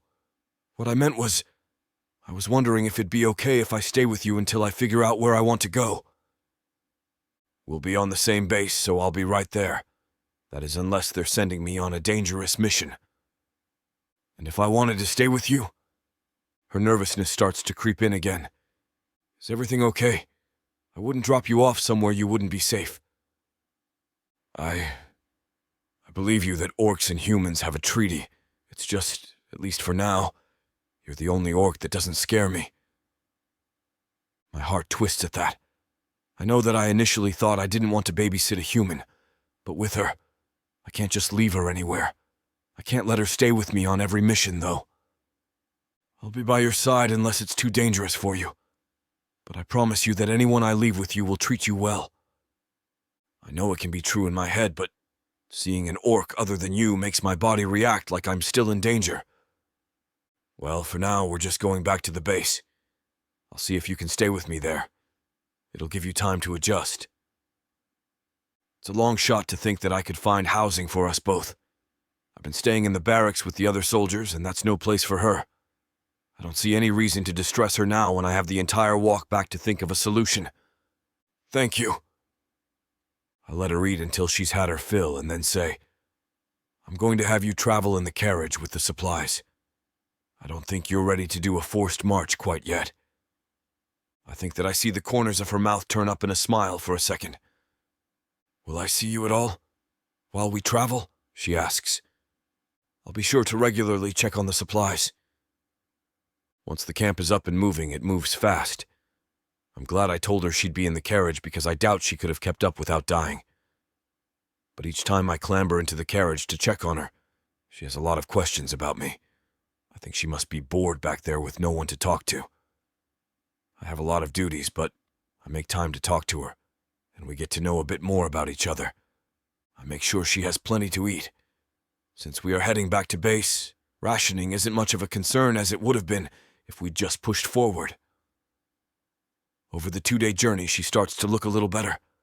Rest and food have done wonders. But when we get to the Golden Arrow base, I'm shocked by how light she still feels when I pick her up. I point to the huge walls of the base and say, We're here. Chapter 12. Nancy. I don't like sitting in the back of the carriage alone. I spent so long all by myself that I feel like I need someone there, or I start going a little crazy. Even though the carriage is far from dark, it reminds me too much of my time in the cellar. But Brar is busy. He's in charge of all these other orcs, and while I wish he could stay longer or talk more often, he's surprisingly caring for an orc. Or maybe not. Maybe if I get to know other orcs, I might find they're caring people. Unfortunately, the thought of being around many other orcs still makes me feel a little queasy. But with Brar, it's just different. Maybe it's the fact he saved my life twice, or that he's not as tall and imposing as many other orcs. But for whatever reason, it's much easier to be around him than any of the others. Each time he comes to check in on me, he brings me something to eat. I haven't felt full in so long. It's amazing. And while his visits are frustratingly short, I feel like I have a better sense of who he is by the time he lifts me out of the carriage and says, "We're here." I stand close to him as we walk to the huge gate. I feel safer next to him with so many other orcs around. When the gate opens and the caravan is ushered inside, I gasp as I see another human, and another, and another. There are still far more orcs here than humans, but the humans look at ease. They aren't cowering next to the larger orcs they share the street with. I start to choke up when I see a man carrying a bag of bread. I manage to hold back the tears, but I don't know why I'm so emotional.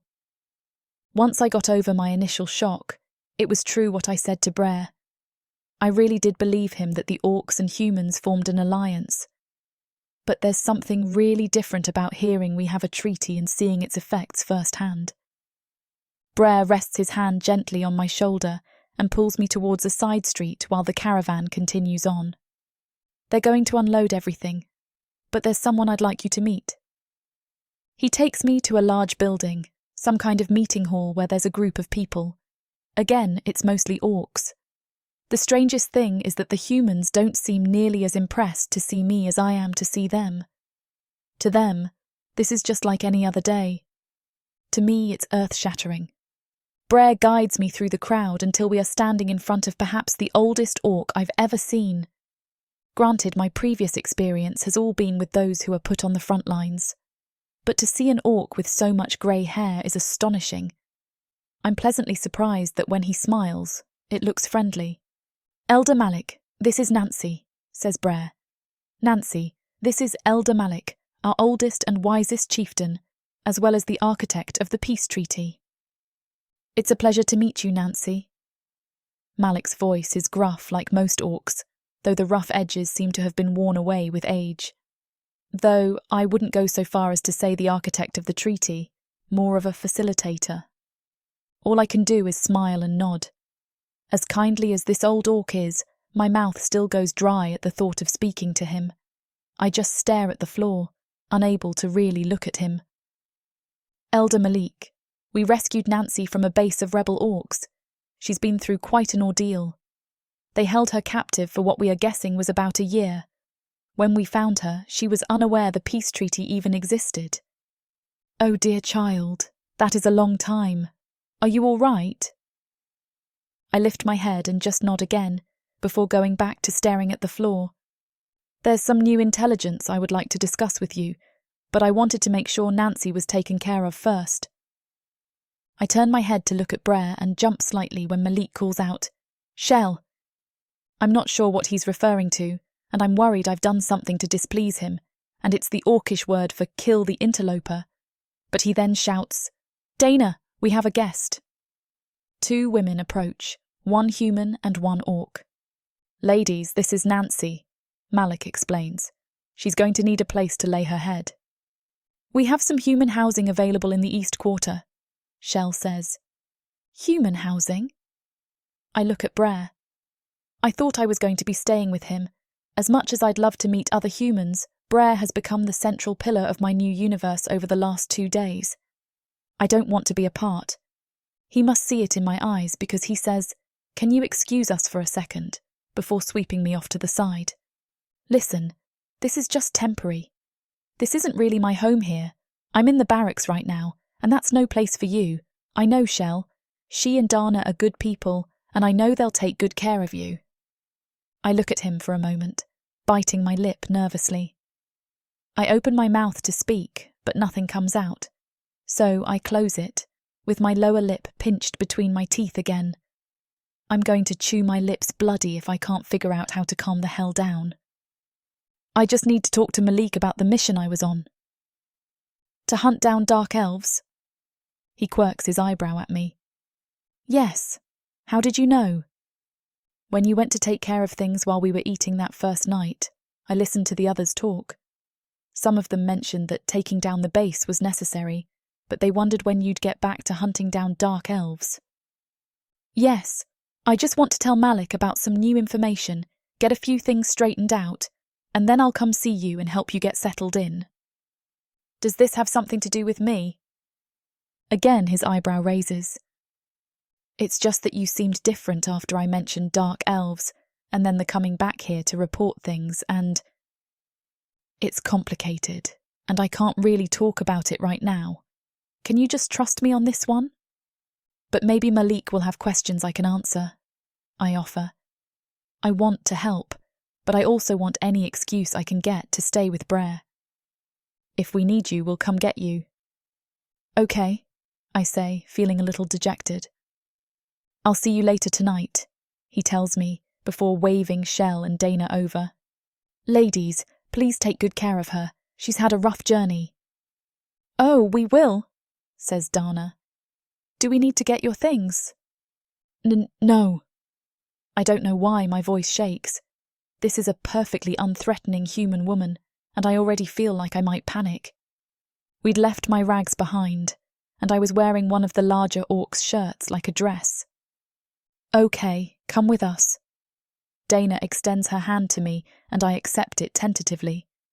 It's the first contact I've had with another human being in so long, but all it seems to do is make me crave Brar's touch more.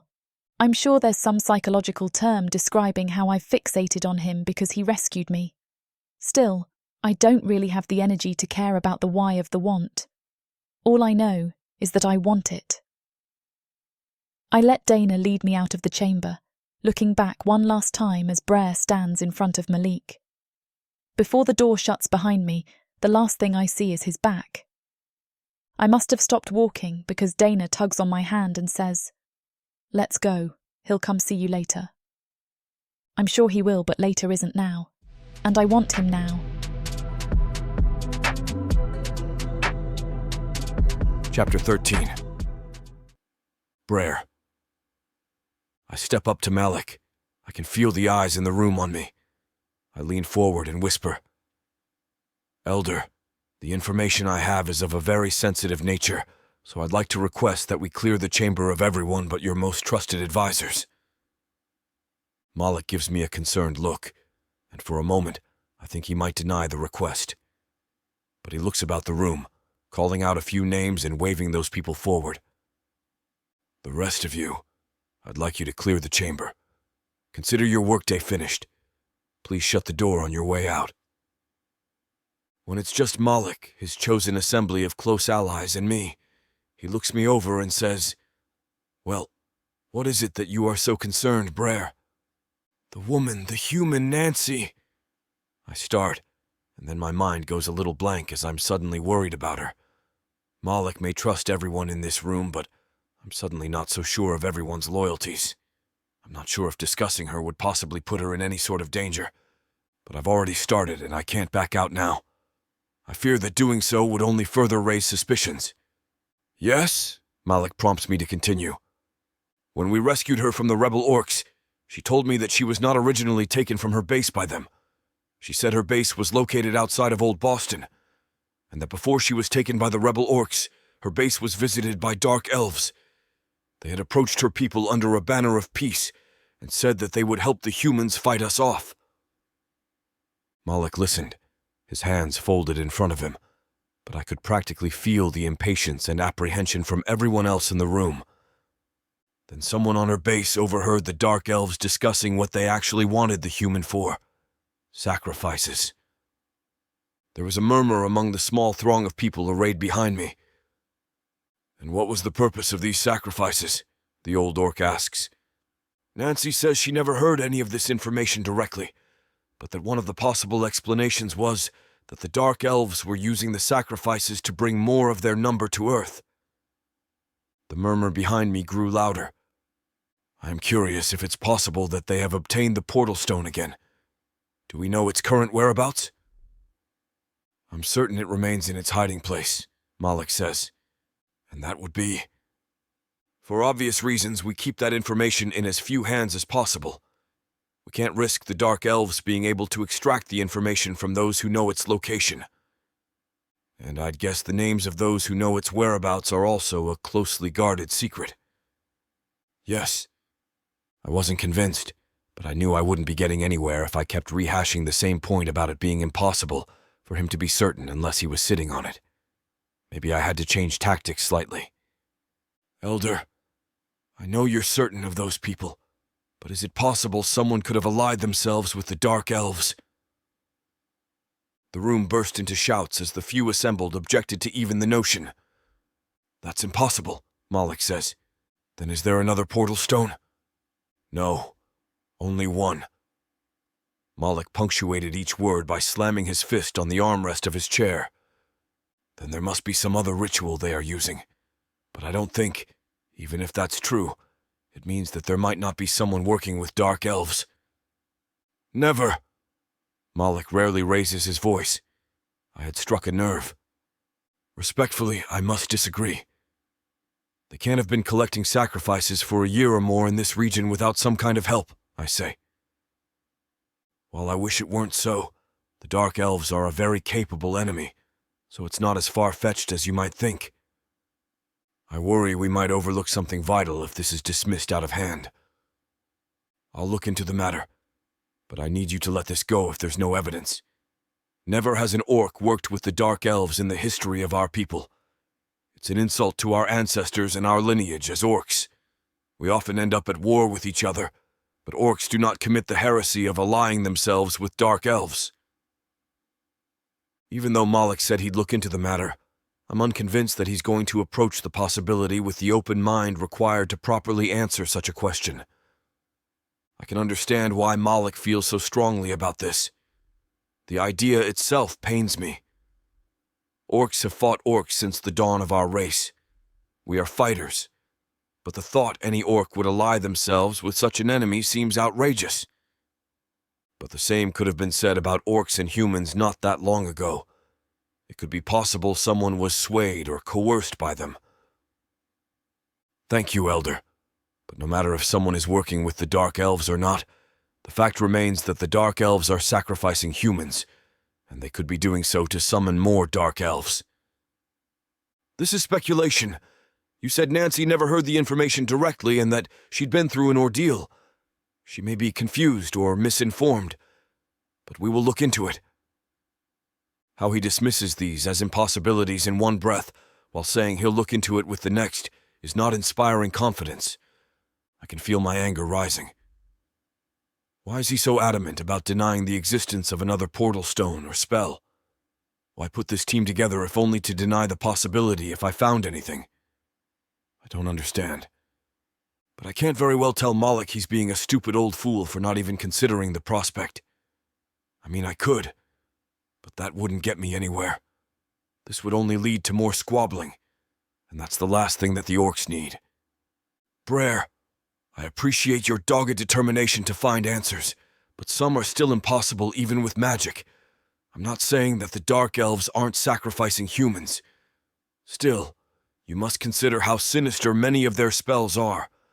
I'm sure their dark and twisted minds allow them to come up with all sorts of spells that require a blood sacrifice.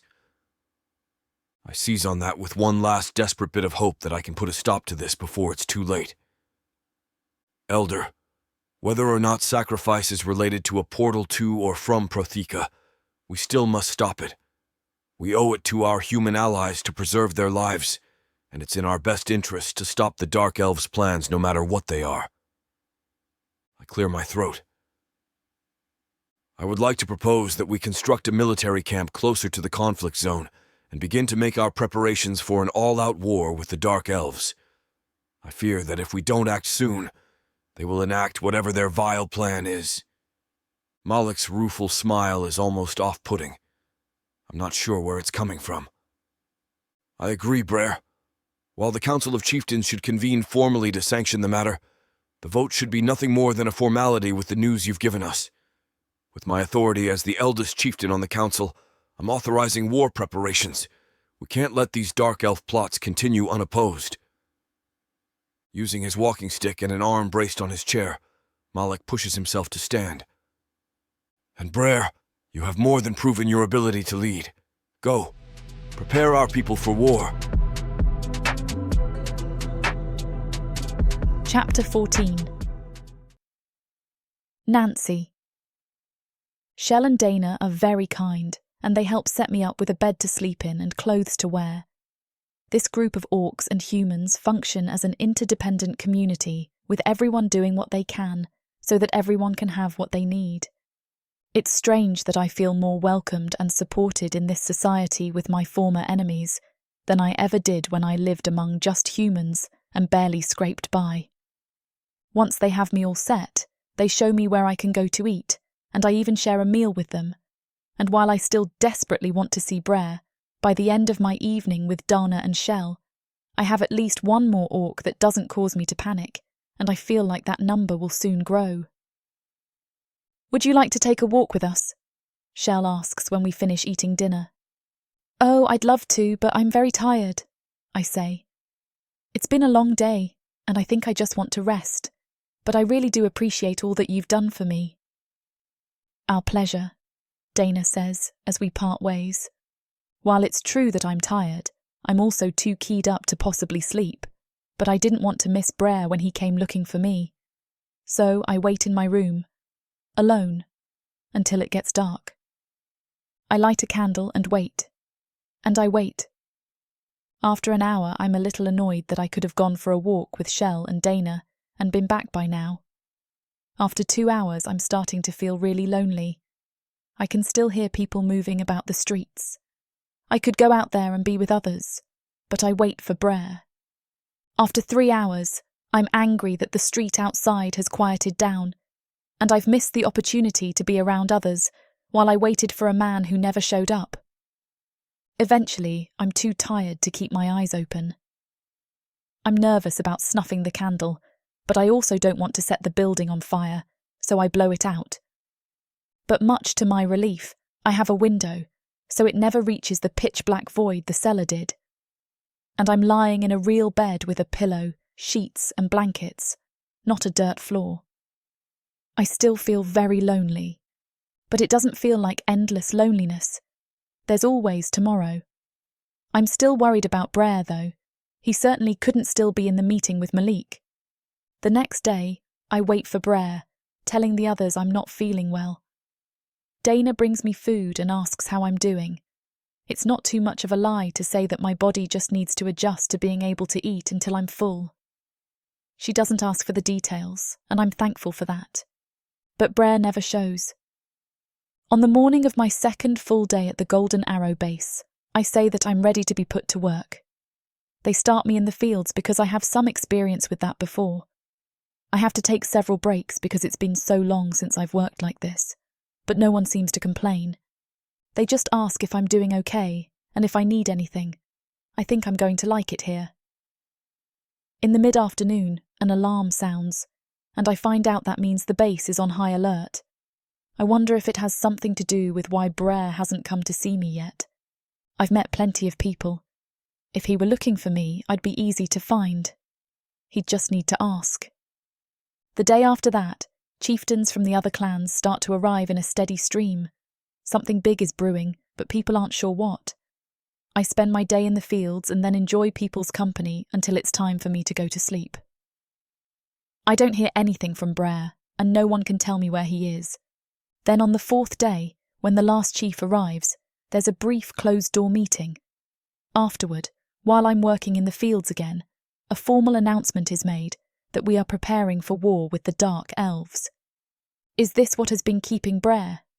Has he been busy making this happen? It makes me wonder what in the information I gave him made him so concerned. Was it the human sacrifices? Certainly, If the Dark Elves were going to do something, they'd have done it in the year I was imprisoned.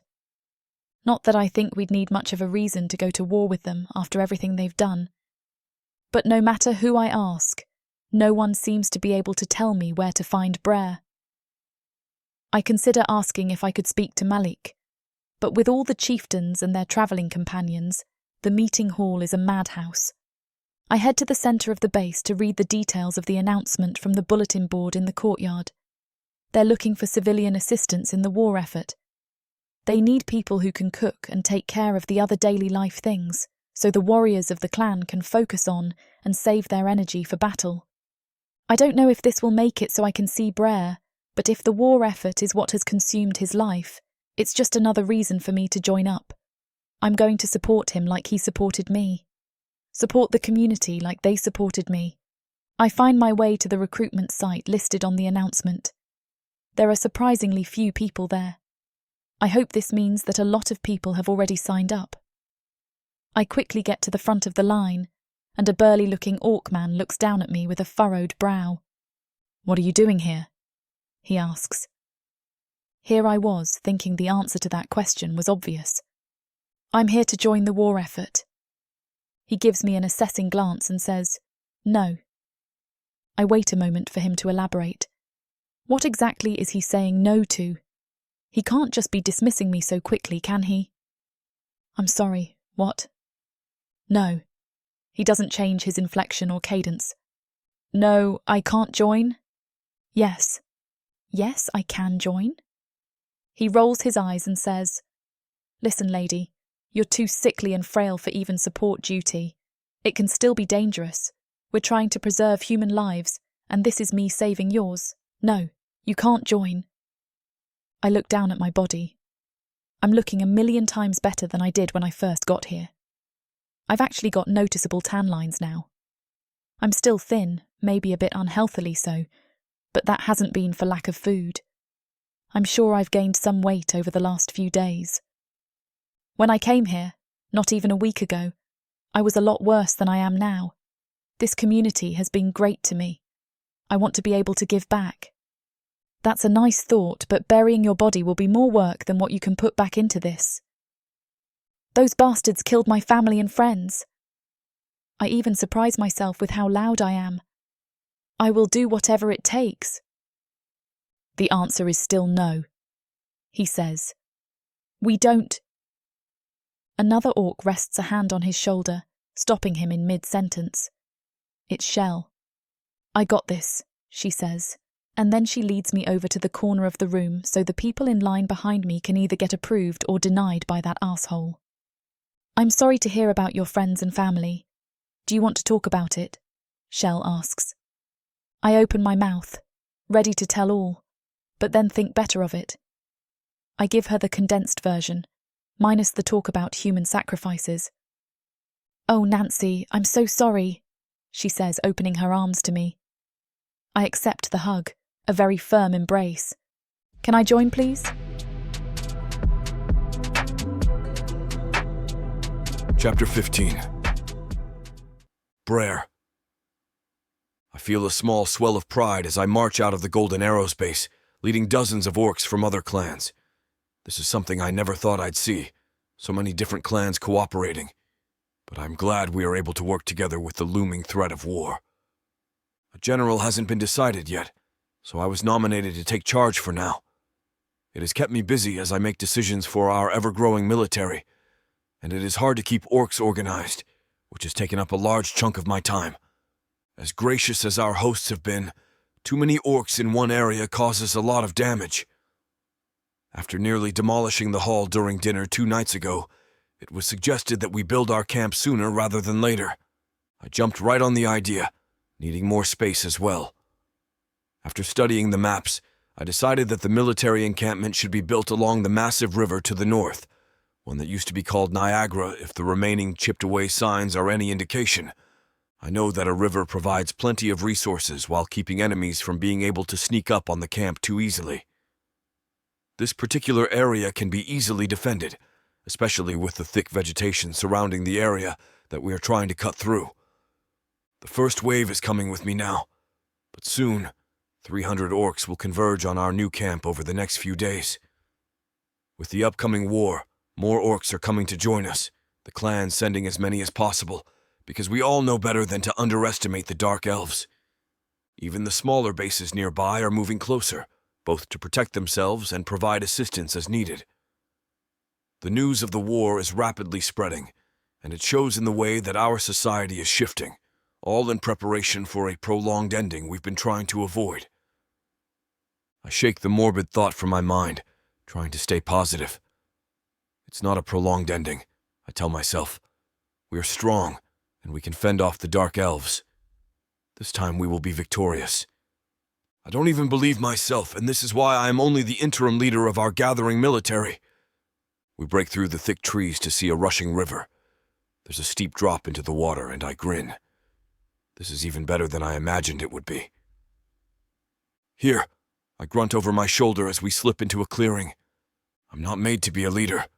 I don't give announcements or encourage my men. I carry out my chieftain's orders, and while I am okay placeholder for now, I have no intentions of maintaining charge over these orcs. I don't have to give more instruction than one word, though, because they all start to spread out, starting on their individual tasks. I dive right into helping set up tents and tables, assigning sleeping areas and creating schedules.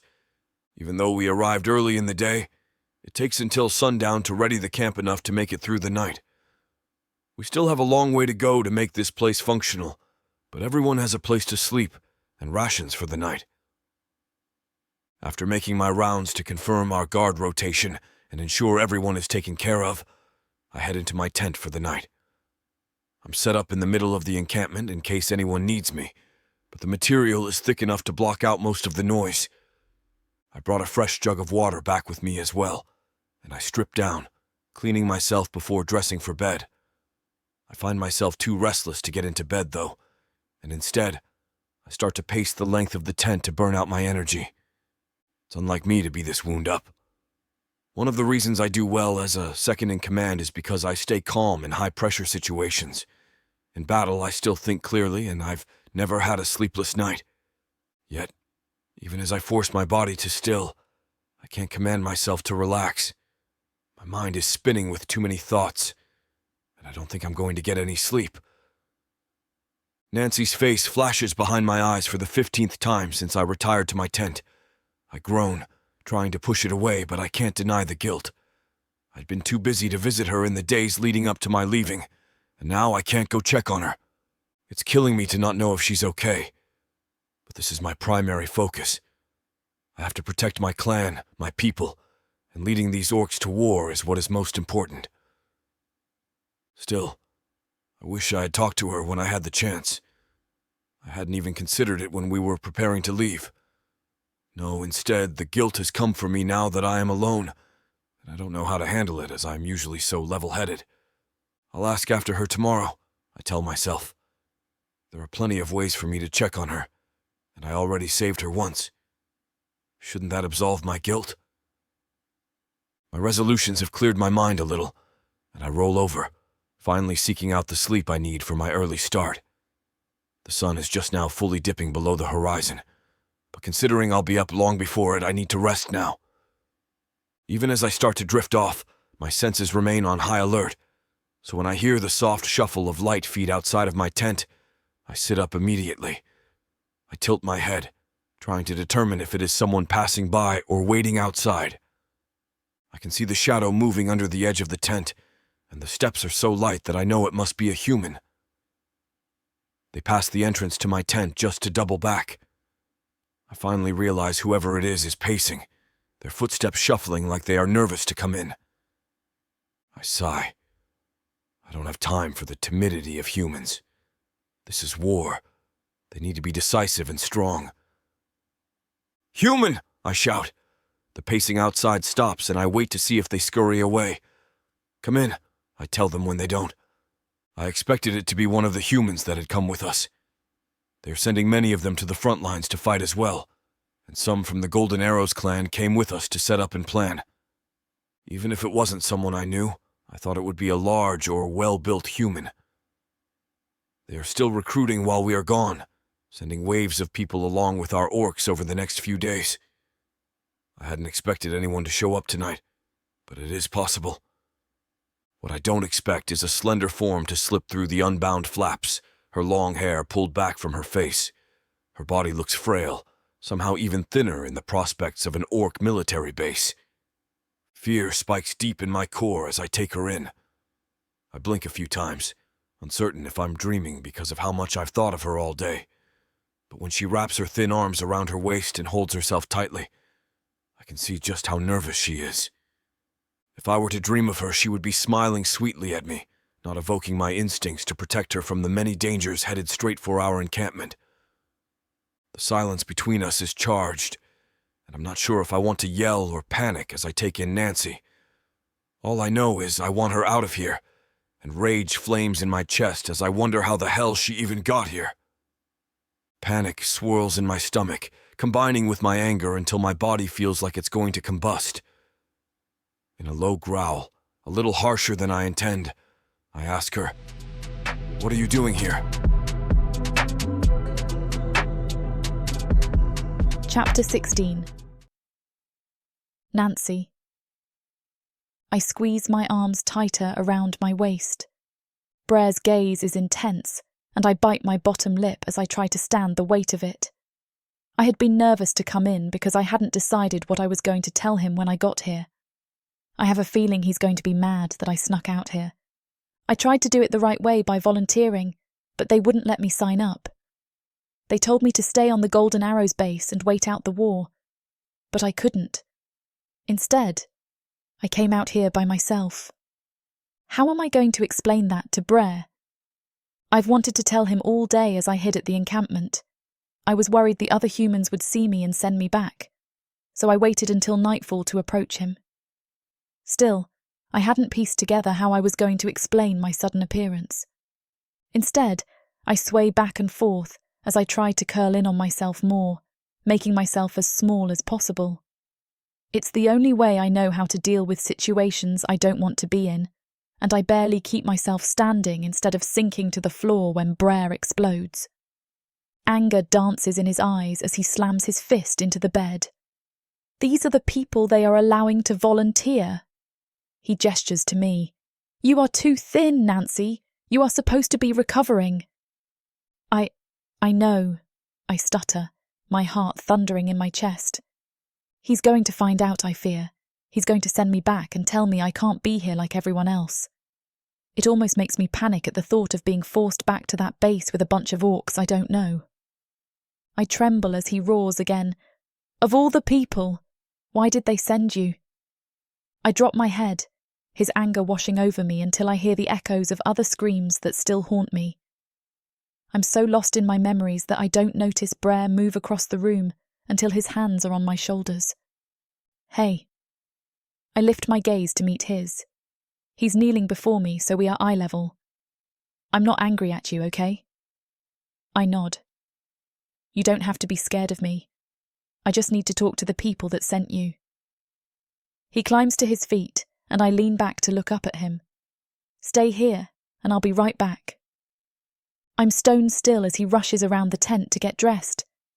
As he heads for the exit, though, I lunge for his hand. I can't let someone else take the blame for what I did.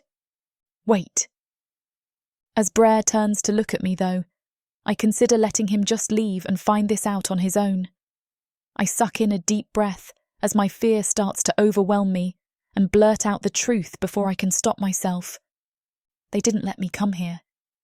He freezes, his eyebrows scrunching up. "What do you mean?" I drop his hand, wrapping my arms around my waist again. Even though he wasn't mad at me before, I worry he will be. Brar shifts, and my heart starts to pound as I stutter out my response. "They weren't going to let me come." My voice gets small at the end, and I have to clear my throat and force myself to speak louder. I snuck out here, hiding in compartments so no one would see me. The air is thick between us, and I tense. I can't read Brar's face, though, as I wait for his response, which only makes me more anxious. When he finally answers, the word has a slight edge to it, but I don't think he's angry. "Why?" I decide to answer honestly this time. I want to be of help to you. You saved me, and I want to repay that kindness.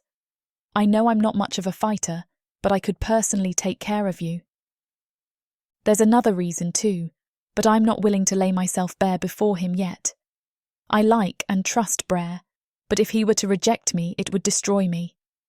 I'm not very thick-skinned, especially when it comes to my emotions, so I hold back the biggest reason I risked coming out here.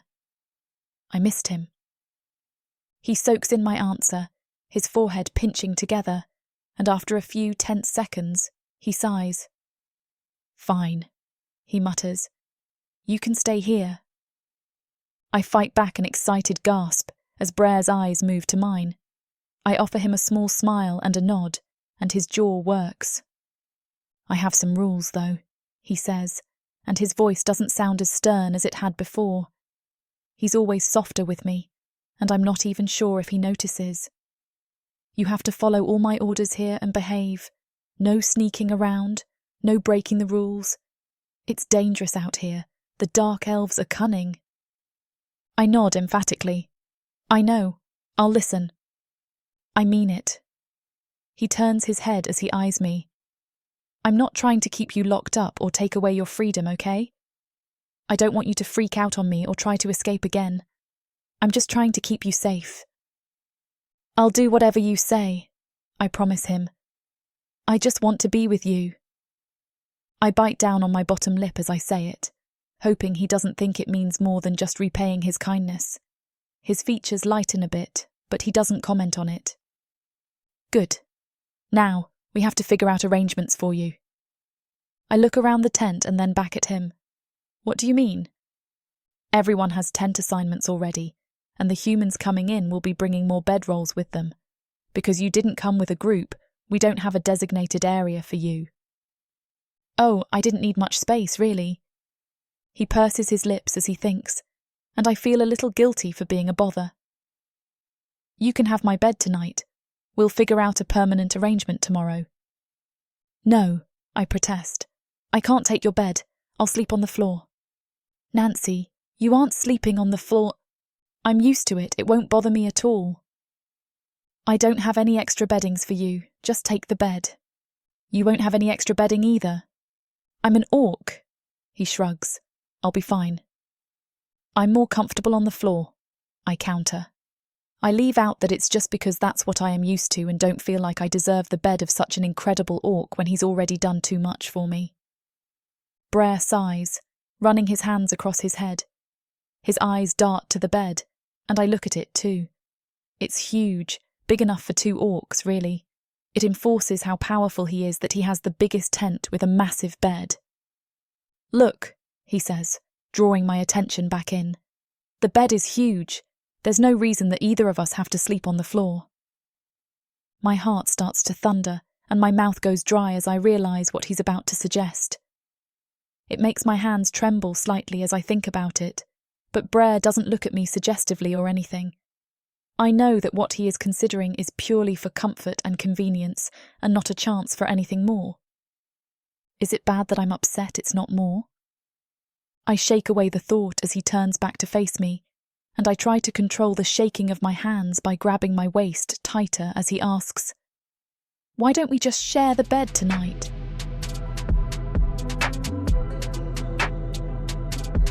Chapter 17. Nancy. I thought I had braced myself for the idea, but as he asks the question, shock ripples through my chest. My cheeks flush at the thought, especially as I take in his bare chest and wonder how I'm going to lie next to him like that. Terrible thoughts flit to my mind, but I shove them out. That's no way to think of someone who helped me. I feel a rush of embarrassment from the mere idea, knowing that he must not see me that way, but my body is still tingling with excitement at the prospects of lying next to him. He doesn't seem flustered by the idea, though, and I try to calm down some of my feelings. I can't believe he suggested for us to share a bed, especially when he could take it for himself, and a small part of me is touched that he isn't forcing me on the floor. Waves of emotion, from embarrassment to guilt to gratefulness, pulse through me until I realise that we've been standing in silence for too long. Brar clears his throat. Nancy? What do you think about sharing the bed? My face feels like it is on fire, and he must see my embarrassment. Thankfully, he doesn't comment on it as I nod my head. Yes, I squeak out, my eyes on anything but him. I realise a second too late that yes didn't answer his question and blush harder. I mean that I think that's fine. I want to sink to the floor right now as I curse myself for being such a jittery mess. Brar doesn't seem to notice or care. He just grunts in response, turning toward the cabinet on the back wall. I have a wash basin here. He gestures to the small station he set up, and here's a clean shirt. I'm going to go refill my water and give you some privacy. My heart is pounding as I clean myself up, though Brar isn't in here anymore. He's all I think about as I scrub my body clean, and a new flush creeps across my skin as my thoughts twist, my hands guiding across my skin with his face in my mind. I nearly have to dunk my head in the cold water to make it stop. Once I finish, I slip into the thin shirt he gave me, and seeing how much of my legs are showing, my heart beats harder. Did he do this on purpose, or did he expect it to cover more? I find myself eager to see his reaction to how the material hangs off my frame. Luckily, I don't have to wait too long. As soon as I'm dressed, I hear Brar from outside the tent. I'm coming in, he announces, and I tug at the hem of the shirt, trying to make it longer. He doesn't look at me, and I don't know if I should feel relieved or hurt at that. Maybe he's trying to be polite, or maybe he doesn't care at all. I try to stop dissecting his behaviour, asking myself instead why I care so much. All I know is my heart is in my throat, fluttering like a hummingbird, and my face and neck must be bright red by now. I hope that he doesn't notice any of it and question me. I'm afraid I'll accidentally tell him the truth. Brar sets the filled water jugs and skins down near the front of the tent and then rips his shirt off without turning around. My eyes widen as I take him in, and I quickly turn away, wondering if I'm going to start sweating from how furiously I'm blushing.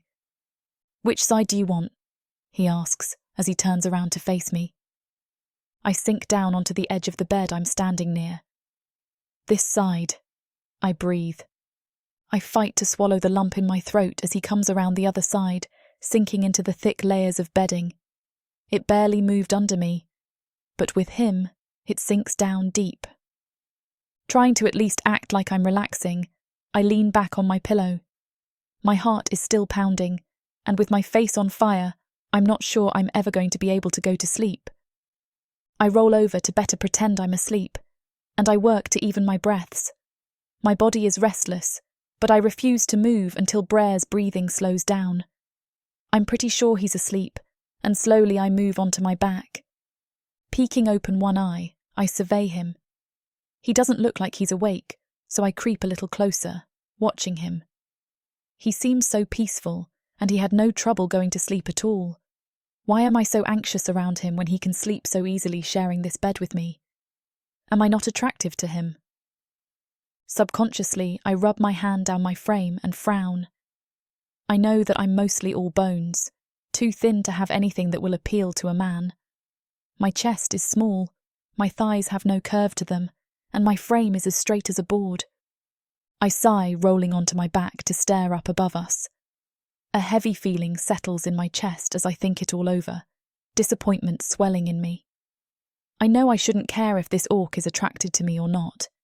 He was kind enough to save me, and I'm only here because I need to thank you. That's a lie. A small voice in my head echoes. I huff again, knowing that I'm not even being honest with myself. If all I cared about was repaying a debt, I wouldn't have gone through so much for Brar. My feelings for him are much more than just him saving me. If that was the only thing between us, I wouldn't blush when I see his chest and panic at the thought of getting in bed with him. I've only reacted that way because I care about him, and the thought alone makes my chest feel like it's caving in. I've never felt like this before, but I know that I like him. I admire Brar, his bravery and compassion, and being away from him hurts me. I couldn't handle being left behind, and I risked my life just to be with him. Maybe I'm even falling in love with him. The thought makes me nervous again, and I try not to fidget as I try to reconcile with my revelations. I don't know how to conduct myself in that way, and I don't think anyone, especially an orc, would want to be with me. I don't know how to do anything. I've been a captive too long, and I'm thin, weak, and scared. I'd be a liability in the way for anyone who chooses to have me around. I'm surprised Brar is even letting me stay. I want to be with him, but what am I to do? I'm here to help him, and it's obvious he has no interest in me otherwise. I wouldn't know how to pleasure a man anyway, and I'd probably just end up embarrassing myself. No, it would be better to focus on helping him with anything he needs. There is a lot to do as the war approaches, and as long as I am with him, I can stomach my feelings. I still want him to like having me around, though, so I know that I will do anything in my power to help him. Sighing, I can't ignore my aching heart. It's going to hurt to hold this in, but I can't risk losing Brar. He's so good to me, and I don't want to jeopardize the way he treats me. I'll just have to manage my feelings for him. I was so lost in my own head that I wasn't even paying attention to Brar. I didn't notice when his breathing changed or when his body shifted. I don't know how long he's been awake when his voice cuts through the quiet night air and pulls me out of my thoughts. "What are you thinking about that has you sighing so deeply?" he asks softly, and my head whips to the side to take in his bright eyes. He smiles gently at me and raises his eyebrows.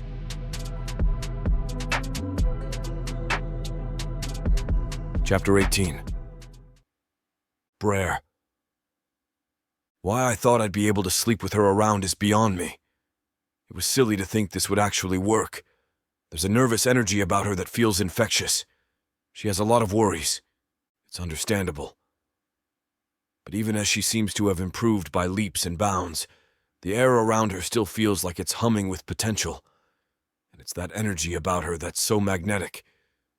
It's strange how it took a while for it to start affecting me. But every day since I've met her, I crave it just a little more. She's scared a lot of the time. But given everything she's been through, that makes sense. Experience has taught her that the world is a dangerous place. And while that's true, she's experienced those dangers in some very extreme ways that I'd see take the steel out of a veteran orc warrior's spine. And yet she's still moving forward. That takes courage and a strength that her small frame belies. And deep in my heart, I feel the urge to protect her from future perils.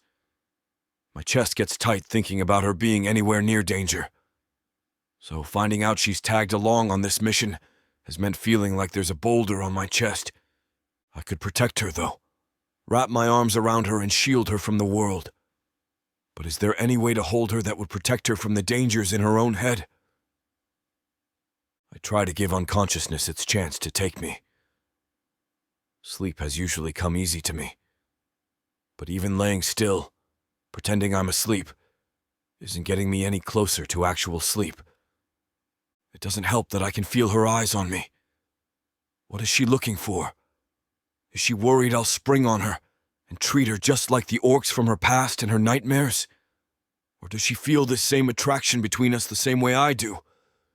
It wouldn't take much, just rolling over and pulling her onto me before we could so quickly end up with me inside her. I try desperately to banish that thought. As much as I'm realizing how much I want it, just asking her might frighten her if I'm at all wrong. Given how high-strung she is, I doubt she'd be able to sleep next to me, knowing all the things I'd like to do to her body. To her. With her. She lets out a deep, weary sigh. "What are you thinking about that has you sighing so deeply?" I ask without opening my eyes. I feel her body jerk. "I thought you were asleep," she says. I open my eyes to look into hers as her head whips toward me. There's something there between us, something primal. She opens her mouth to speak, but nothing comes out.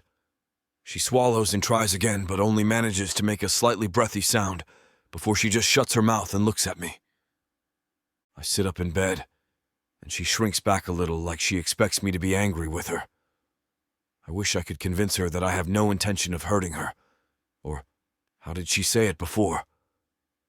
I'm sure I've convinced her mind that I'm not looking to hurt her. Now I just need to figure out how to make her body believe it as well, so she doesn't jump like that when I move near her. I tried, but I just can't fall asleep, I say. Me neither. Several minutes pass with both of us just sitting up in bed staring at each other. My eyes keep getting drawn to her lips. This is it, right? This is supposed to be the moment I lean over and kiss her, and we have a night of passionate, sweaty lovemaking. But that might be if she wasn't carrying all those scars from her past with her. The ones I couldn't see even if I managed to get her out of all her clothes. I want to touch her badly, but I can't risk it. Even if she wants it, can she control her own panic? Or would that win out in the end? And how would I even ask her? Are you too scared to let me kiss you? Short and simple, right to the point. I take a breath, ready to speak, when she asks, "Is your clan as accepting as the Golden Arrows?" Perhaps later, for now I say, "Yeah, we aren't as integrated as they are yet, but they had time to establish a joint community with ways to support humans and orcs alike. But no opposition to the treaty came from my clan. But you did go to war with humans." I let out a long breath. We didn't make a habit of it, but yes. For a long time, orcs and humans just couldn't communicate. I'm obviously not happy that it took a major threat to bring us together. Still, I hope that maybe if we can pull this off, then there will be peace even after. Yeah, I hope so too. Have you always been a soldier? Once I finally got them to accept me. What was the problem? If you don't mind me asking. I laugh. Oh, it's fine. You can ask. So, I don't know if you noticed, but I'm not particularly tall for an orc. It was her turn to laugh. I'd picked up on it. I actually think it was one of the reasons I felt like I was able to be at ease with you. You didn't loom over me. Well, I'm glad I didn't frighten you off. Before things happened, did your settlement deal with orcs much? Every spring and every fall, the nearest orc clan would come and demand tribute. If they thought it was lacking, they'd just steal more. It would get violent, but not often deadly. All things considered, it wasn't too bad.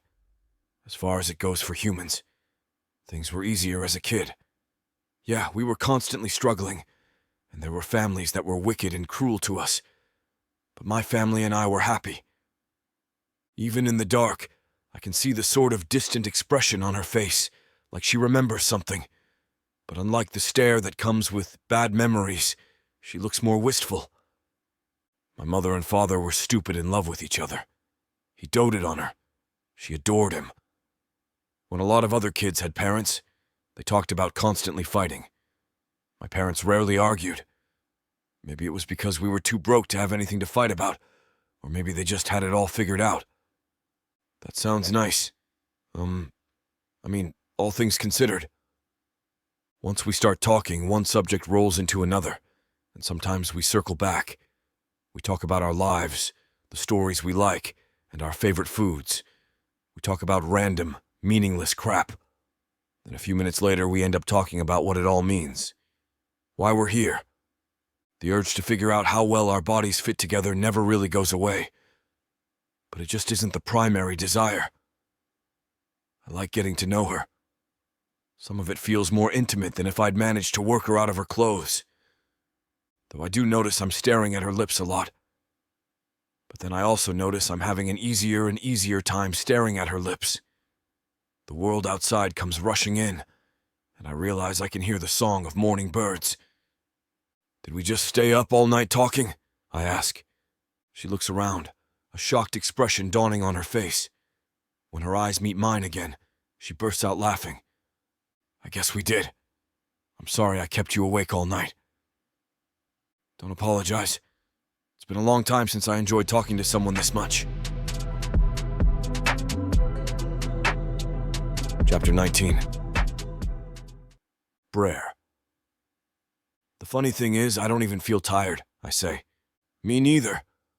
Though I don't know how long that will last, Nancy replies. Well, I don't want you falling asleep and getting trampled, So I want you to stay close today. I pause for a second, thinking how close I'd like to get, just so I can keep an eye on you. But what should I do? What do you mean? I need to do something to help. Not making me worry about you would be a huge help. We'll figure that out. Just let me watch out for you. The only time that might change is if I'm discussing sensitive information.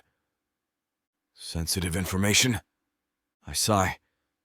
I've told people that certain discussions will have as few people involved as possible for security reasons. I trust you, but I can't have you there when I've told people things are secret. It just sets a bad example and makes people question my commitments to this. I don't know how you do it. It being... I drag out the last syllable. Balance all this stuff. There are all these things to consider. Leadership just seems really hard. It's a burden, yes, but someone has to do it.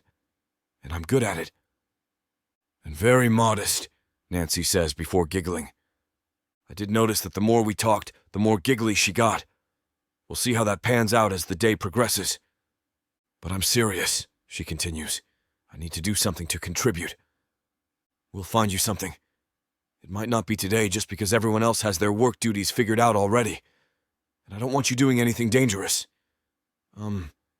Today, while you're tired. I don't want her doing anything dangerous ever. Still, she's joining me as we head toward a full-out war, so the idea of her being completely safe is something I'm going to need to let go of. But if I can delay giving her any dangerous tasks, perhaps until I figure some stuff out, I might be able to manage.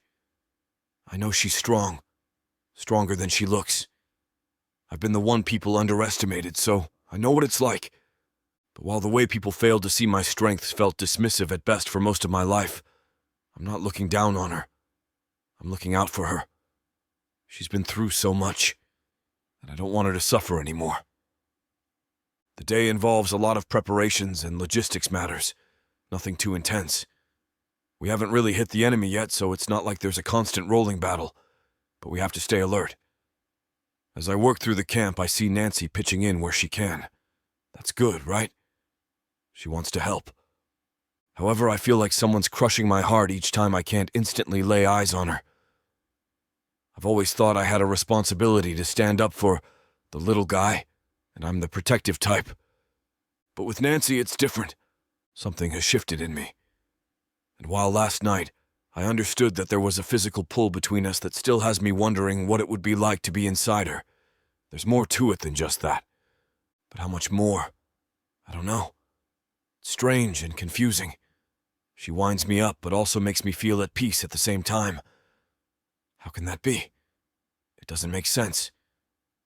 As the morning goes on, I can see that she's a little tired, and I must admit I am too. I'm not in danger of falling asleep on my feet, but I do feel that softness of the mind that makes everything feel a little distant and fuzzy. I'm glad today is basic logistics stuff, and I'm not being called on to plan a multi-pronged attack on a fortified enemy structure. Granted, being on the battlefield for an extended time means learning to operate tired, and I can do it. I just do it knowing I'm not at my best. It's creeping towards midday when I look up from a map where Javar, Sharag, and I have been plotting out our supply lines when I realize I can't see her. I feel a rising panic, and my mind runs through 1,000,001 nightmares at an amazing speed. She tripped and fell, tumbling down a sinkhole. Dark elves infiltrated the encampment and captured her. She passed out from exhaustion and was stomped to death by a Hokeen. While none of it is impossible, the fact that my mind jumps to existential threats well before more benign options, such as she went to get some water, shows just how much she's dialed up my protective instincts. Then she comes around a corner, bringing plates of food to people. She takes multiple trips back and forth from the mess hall tent, making her way to me eventually with 3 plates, one each for me and my generals. "Thank you. Have you eaten?" I ask. "Yes," Nancy replies. "I've been eating on the move, bits here and there." I look at Javar and Sharog. "Let's actually stop to eat. I don't want food spilled on our map. Meet back here after the next guard shift changes." Javar just nods and lumbers off with his plate. Sharog looks at Nancy and me, I can see the way her mind is filling in the blanks. "Thank you," she says to Nancy, holding up the plate. Then she turns to me. "I'll be back soon. Enjoy." I'm not sure how to feel about the knowing smile she gives me before walking away. "Care to sit with me for a bit?" I ask Nancy. "I'd love to." She sits next to me on a log as I eat, pushing my plate towards her on occasion until she begrudgingly takes some. She is doing better. Her face has gotten a little fuller, and her cheeks are not as sunken. "Are you still doing okay?" I ask. "I'm a little tired. I might manage some actual sleep tonight. As long as you don't keep me up." Neither of us have broached the topic of finding her somewhere else to stay, which I'm glad about. I have no intention of letting her be in any other bed than mine, and I'm not sure how to voice that without scaring her. "Why would I feel a sudden rise of heat at the thought of reasons I'd have to keep her awake. She smiles, and I'm not sure if she's trying to imply something or not. I'm not sure I'm rested enough to decipher her intentions, so I switch topics. "I see you've been keeping busy. I managed to find where I could help. You nearly gave me a heart attack earlier when I turned around, and you were off retrieving food for people. I'm sorry. I just don't like feeling useless. Just promise me you won't take any duties that require you to leave the camp without letting me know first." "I can live with that," she says. I had to make some concessions. As much as I want her to be mine, she is her own person. The thought makes me pause after bringing a hard roll halfway to my mouth. I want her to be mine. But what does that really mean? What does that look like? "Is everything okay?" she asks, snapping me back to reality. "Oh yeah, just thinking." "About what?" "This hold you have over me." "Just more logistic stuff."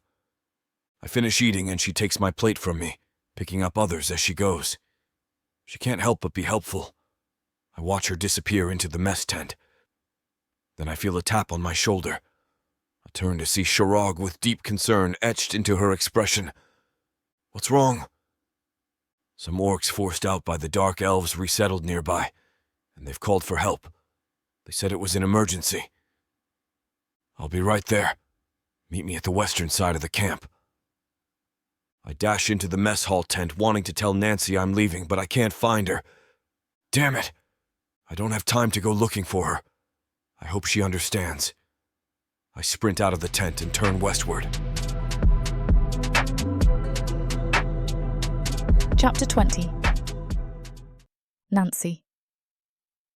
I drop a bunch of plates off to be washed, and one of the cooks asks if I can go to requisitions and let them know that they'll need more firewood soon. It's not a long walk across the camp, so I figure it shouldn't be a big deal. Brar did say it is okay as long as I don't leave the camp. So I jog over and let the orc behind the desk know about the cook's need for more wood. As I walk back, I see the guard shift change. Brar should be back to meeting with Javar and Sharog. The way Sharog looked at me made me feel like she saw right through me and knew I wanted more from her commander than just to be of service. Well, the clean definition of service. As much as I try to deny it, I know that there's something between us. I do feel like I owe him, but that's a distant motivation compared to my desire to just be near him. I walk up slowly, not sure if I can look her in the eye, but as I get closer, I'm not sure I'll have to. The table they'd gathered around before is empty. Brar did say they'd reconvene after the shift change. Did they only meet for a second and then move on? Given that he decided they should take a break rather than wrap up, makes me think that wasn't the case. I see Javar a few yards away, overseeing the training yard. I walk over to him, although I'm a little wary. Javar isn't the friendliest orc. I stand more than his arm's length away and say, Javar, do you know where Brar went?" He turns and looks at me with a slight sneer, and it sends my heart racing in an entirely unpleasant way. "He took Sharog and a couple soldiers to help some recent evacuees with one emergency or another. It's a few hours' march from here. He'll probably be gone for several hours. Till then, I'm watching over things. If you're looking for something to do in the meantime, I've got plenty you could work on." For a second, I think he's trying to be very crude, but then he says, "We need someone to load up ammunition for target practice." He doesn't like me. I can tell that just by the way he looks at me like I'm something disgusting on the bottom of his boot. He makes no attempt to hide it, but he doesn't seem like he's going to act on it, and he's not even trying to give me some really awful job. I'm not sure what to think of him, but I do want to be helpful. I'll do it. I figure it's a mindless task I can just do while I wait for Brar to return. When I'm done, I move on to other jobs. Each time I ask around if anyone's heard anything about Brar. No one has heard anything yet, but they don't seem too concerned at the moment, so I try not to be. When dinner time comes, several of the workers, mostly humans, invite me to join them. I can't really eat much, though. I'm just not hungry. I try to ignore it, but I know it's my nerves. I find Javar eating with the other orc warriors. When I approach, he seems less annoyed with my presence than he did before. He's not overjoyed to see me, but I feel like I've been upgraded from something gross on the bottom of his shoe that he tracked into the house to a particularly persistent gnat. Perhaps he just didn't see me as useful before, and after I did work for him that changed. I don't know. He's a tough nut to crack. "What do you want?" Javar asks. "I was wondering if you'd heard anything about Brar." "Nothing yet. Shouldn't someone go searching for him, and his people or something?" I watch it on his face as I'm demoted from a gnat to gunk on his shoe. I don't need some human woman, a civilian at that, telling me how to handle military matters. Brar is capable. He's fine. These things take time. Let me handle commanding this outpost, and you handle the menial labour you've been assigned. I want to argue. I want to tell Javar he's wrong or cowardly or stupid or backstabbing or something, because I'm so worried, and he doesn't seem to care. While one or all of those might be true, saying it, especially in front of those in his command, would be a bad idea. I'm self-aware enough to know that my mixed-up feelings for Brar colour my judgment, but I don't think it's unreasonable to be concerned about his safety, given the situation we're in. We're the forward operating outpost for the war effort against the Dark Elves, and the commander has been gone longer than expected. I know something is wrong. We should have heard something by now. Did Brar leave some instructions I don't know about? While I can understand the need to keep things under wraps, I don't like it. I don't like being in the dark. I don't like being alone, and I start to feel like I might just lose it. So I turn and walk away. I'm not going to cry in front of those orcs. I walk back to the camp workers. "I need a flashlight," I say. "You should be able to get one from the requisitions officer," says Bella, an older woman who oversees all the laundry duties and has sort of become the unofficial group mum. I step closer to her and say in a low voice, "I need it for something that I'm not doing under orders, something that I haven't been told not to do, but something I'm sure they'd say no if I ask." She squints at me. "What are you going to do?" "I'm going to look for Brar, Sharog and the others that went to help with the base evacuation. They've been gone too long. Javar would be in charge of search parties or reinforcements. He's not interested in sending anyone." She seems a little surprised by that, but recovers and says, "Maybe you shouldn't go then. It'd be dangerous. There are wild animals in the woods, and not to mention the Dark Elves." "I have to do this," I say. "Brar saved my life twice over. I just can't stand the thought of him being hurt or injured or lost. If I say no and tell everyone else to say no, then I'll just have to go out there without a flashlight." I can't read the expression on her face, but I think it might be exasperation. "Finley, lend her your flashlight." "Thank you," I say to them both when he hands it to me. "Now how do I get there?" Now I know she's exasperated with me, but I think she knows I'm going to try to find him no matter what. "Head west and just follow the river." "Thank you." "You can thank me by not dying. Finley will be miffed to lose his flashlight." I take her directions. Finding the river was easy enough, and following it is not too difficult. The ground is a little muddy in places from recent rain. Luckily, I managed to stay mostly dry, but it feels like I've been walking forever. Maybe I'm overreacting. I can no longer see our outpost, and I don't see anything ahead of me but more trees. Maybe it's further away than I thought. But then why did they say it'd only take a few hours? I press forward, unsure how long it would take me to walk back. If not for the river, I'd probably get lost, especially as the forest gets darker and darker. It feels like the cone of illumination from the flashlight shrinks a little more each minute. At this point, if they were coming back, I should have run into them by now, right? Then I hear shouting, the clang of metal against metal, and the crackle of arcane energy.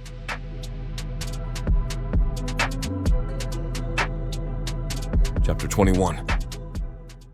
Brar.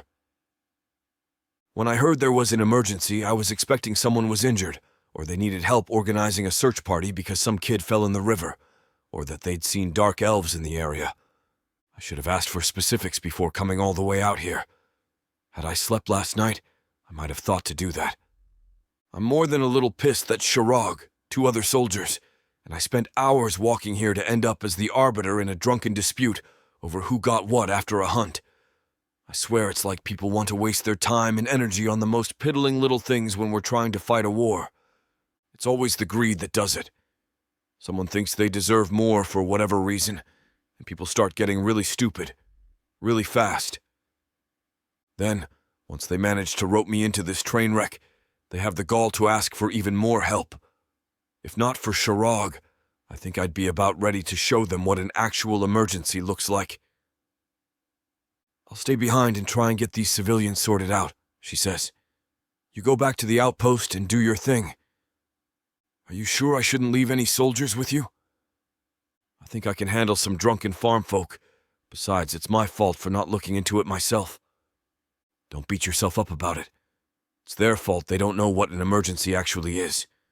And need I remind you that these drunken farm folk are uncomfortably close to dark elf territory. Maybe while I give them a vocabulary lesson, I can convince them to move to a safer location. But I'll do that on my own. I don't want to waste any more man-hours here. You'd be doing everyone involved a huge favor if you could manage it. I take the pair of soldiers with me back towards the outpost. It's starting to get dark, and I'm worried about Nancy. She doesn't like the dark.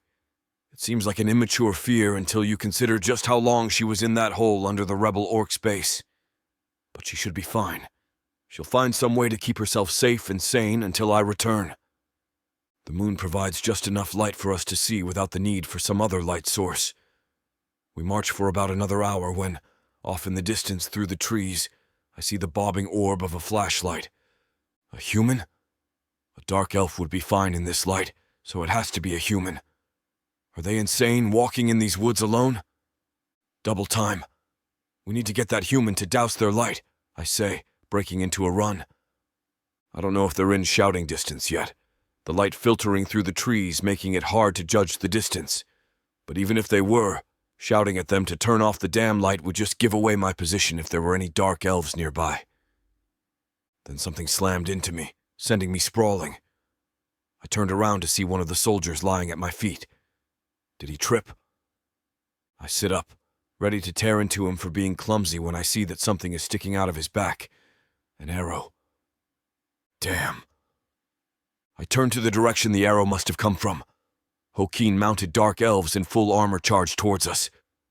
Take cover, I yell, just in time for the other soldier to get behind a tree that suddenly looks like one of Earth's more bizarre creatures, the porcupine. How many? He asks. I think I see 10, I say, pulling my daggers. Oh no. My thoughts exactly. 10 to 2 isn't great odds. Every day could be my last. That used to not bother me so much. I figured I'd live the best life I could. I worked with what I was given and tried to make things just a little better. I'm a soldier, and once the dark elves showed up, I knew it was highly likely that I would die by their hand. I thought it would be a good death, especially if I could take as many of those bastards with me as possible. But I've got Nancy now, or I sort of have her. But if I die, I'd leave her alone. I can't let that happen. I look at the swollen river. It flows east, back towards camp. I can hear the Hokeen approaching. I sheathe my daggers. Get to the river. It'll take us back to camp. You go, he says. I'll stay and fight. Don't get some stupid sense of honor thing right now. I'm ordering you to get to the river. It's not an honor thing. I can't swim. The river would drown me. I fight, and I can buy you some time. You can warn the others. I want to argue with the man. I want to tell him that I'll help him swim and keep his head above water, but he's huge. And drowning people, even tough veteran warriors, panic when drowning. He'd pull me under and we'd both be dead. His plan makes sense, but I have a little seed of doubt taking root in my brain that I only agree to this because Nancy is waiting for me downriver. Go, sir, he says. I start to run. I ignore the arrows whizzing past me, trying my best to get trees in between me and the bow-wielding dark elves. I hear a mighty orcish bellow and the sound of battle. I'm almost to the river when I hear a cry of agony. The soldier is suspended in the air by arcing energy coiled around his neck. The arcane power, which somehow manages to glow black in the darkness, has been shaped into a noose. I've never seen anything like it. The caster is a tall dark elf wearing robes. A strange choice for battle. He turns and sees me. Even from a distance, our eyes meet. He raises his hand towards me.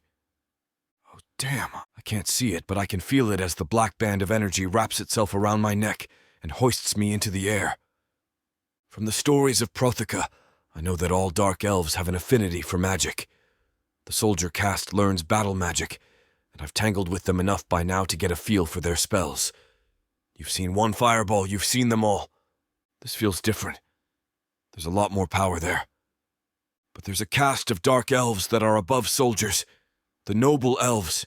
They were the true masters of arcane energy. The noble has his eyes on me. He's no longer paying attention to the soldier. I can see he's choking, his skin going dark as he struggles for air. But he reaches for his belt and pulls a dagger, hurling it at the mage. It lands in his shoulder. Not a death blow, but enough that it breaks his concentration, and I fall back to the ground. The soldier launches himself at the noble. The orc won't survive this battle. I can see the other elves turning to take aim at him, leaving me alone. They have to protect the noble. It's their whole job. I don't have time to watch my soldier die. I turn and run to the ledge. The river isn't far below, but it's still a bit of a jump. I launch myself into the air and hit the water, and the current nearly pulls me under. I hear shouting and turn to see a human leaping into the river with me. Nancy! I reach for her, fighting the current just enough to grab her. She pulls herself across my body, scrambling and scared. I think it's the river, but all too late I see dark elves with their bows appear on the ridge. That's what has her flailing. But then I realize she's not trying to get out of their way. She's trying to shield me.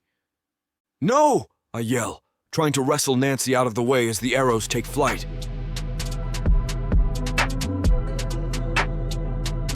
Chapter 22. Brar.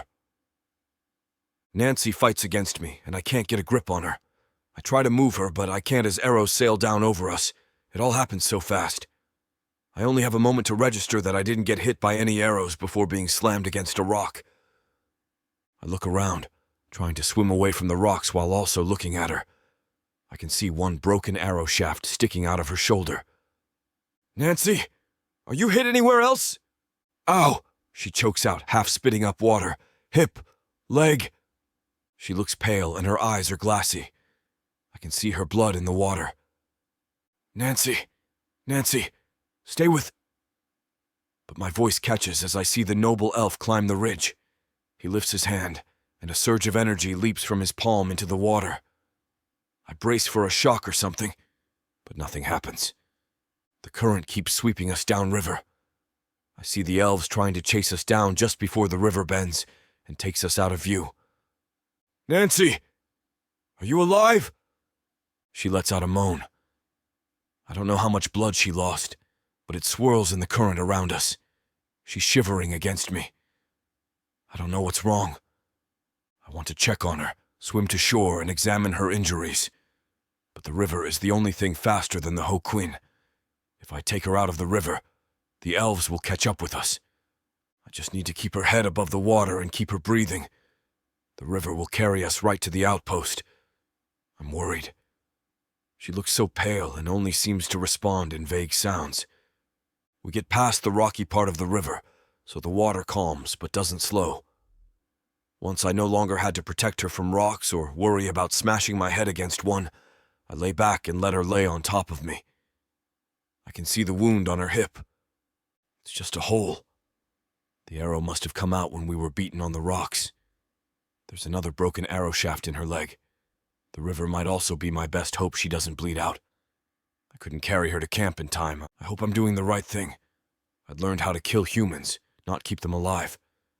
And Nancy was already so weak. Then I see something move in the water. Several things are coming toward us.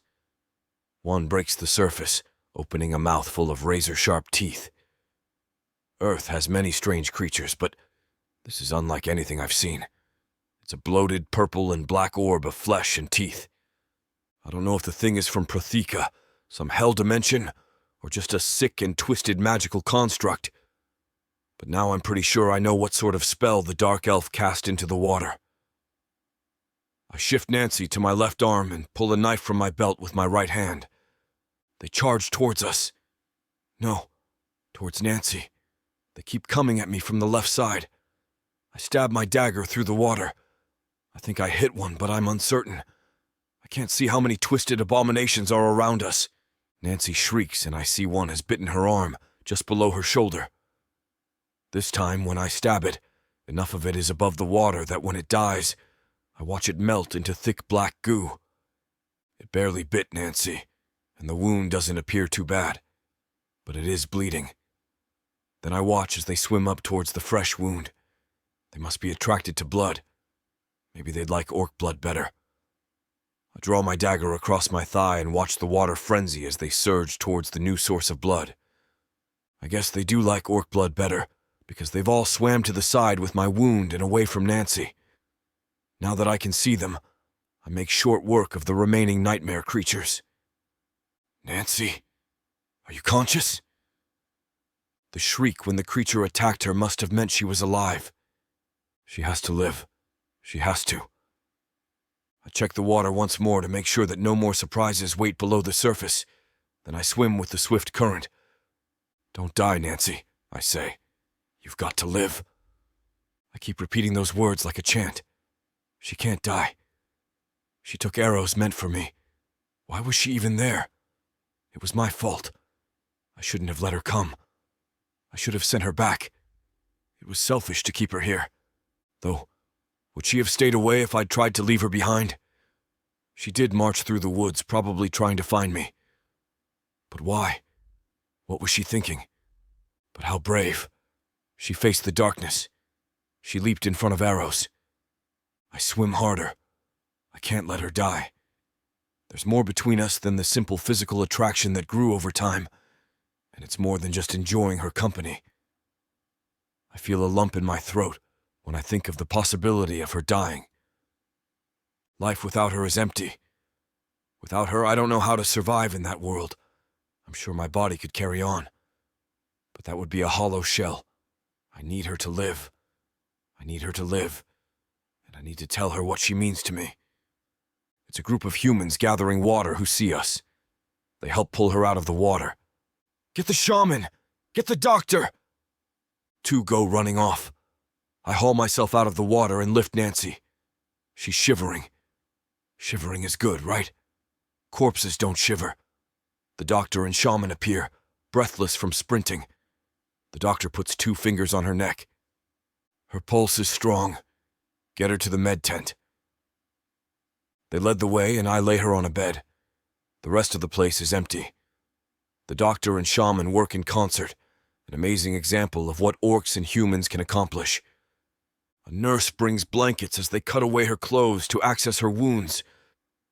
I don't understand half of what they're saying as I focus on her face, partly to protect her modesty, but mostly looking for signs of life. but what I do understand sounds good. The wounds only require a few stitches. She's going to make it seems. What about you? Says the doctor. I snap back to reality, realizing he's talking about me. What do you mean? He points to the wound on my leg. It's shallow and will heal fine. I'm concerned about her. The wounds aren't bad. I've already stitched them up. But we are worried about hypothermia. If she hadn't had you with her in that water, she'd be in worse shape. But she needs someone to share body heat. I can get a nurse. I'll do it. She only came here because of me.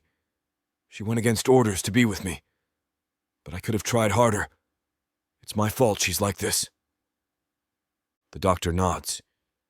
If you were a human, I'd say you'd be in the same boat. But you orcs are built of sterner stuff. Skin-to-skin contact is needed. Strip. Get dry, curl up with her, and think warm thoughts. I'll ask the nurse to check in later, and she can wake me if Nancy's condition doesn't improve. The doctor nods again, and he and the shaman leave. I strip quickly and dry off with a towel before slipping under the warm blankets with her. After being in the water so long with her, I'd gotten used to her feeling cold. But being out of the water and dry, even for a moment, makes me realize just how cold she is when my skin touches hers. I wrap my arm around her and press her to my chest as her body shakes. You're going to be okay, I say. You have to be okay. Please be okay. Chapter 23. Nancy. I wake violently from my sleep, my skin on fire, and all I can think is I need to find Brar. I'm warm and sweating, and goosebumps spread across my skin at the slightest movement of my aching muscles. The back of my head aches, and as I try to look around the room, my skull throbs in response. My senses come back to me slowly, and I realise that someone is pressed against me. I twist away from the person beside me, and after I blink a few times, I realise it's Brar. He's sleeping soundly with his arms wrapped around me, keeping me pressed against his bare chest. Looking around, I know this place looks familiar, but my mind feels a little fuzzy. I can't place it as I try to recall where I am. It's a tent, but it doesn't jog any memories. I gently untangle myself from the orc, sitting up and trying to clear my head. As I push up, though, heat shoots down my spine and pain pinpricks across the skin along my back. I hiss in pain, covering my mouth a second too late. Brar sits up so fast, I don't know if he's even full awake as he takes my face in his hands.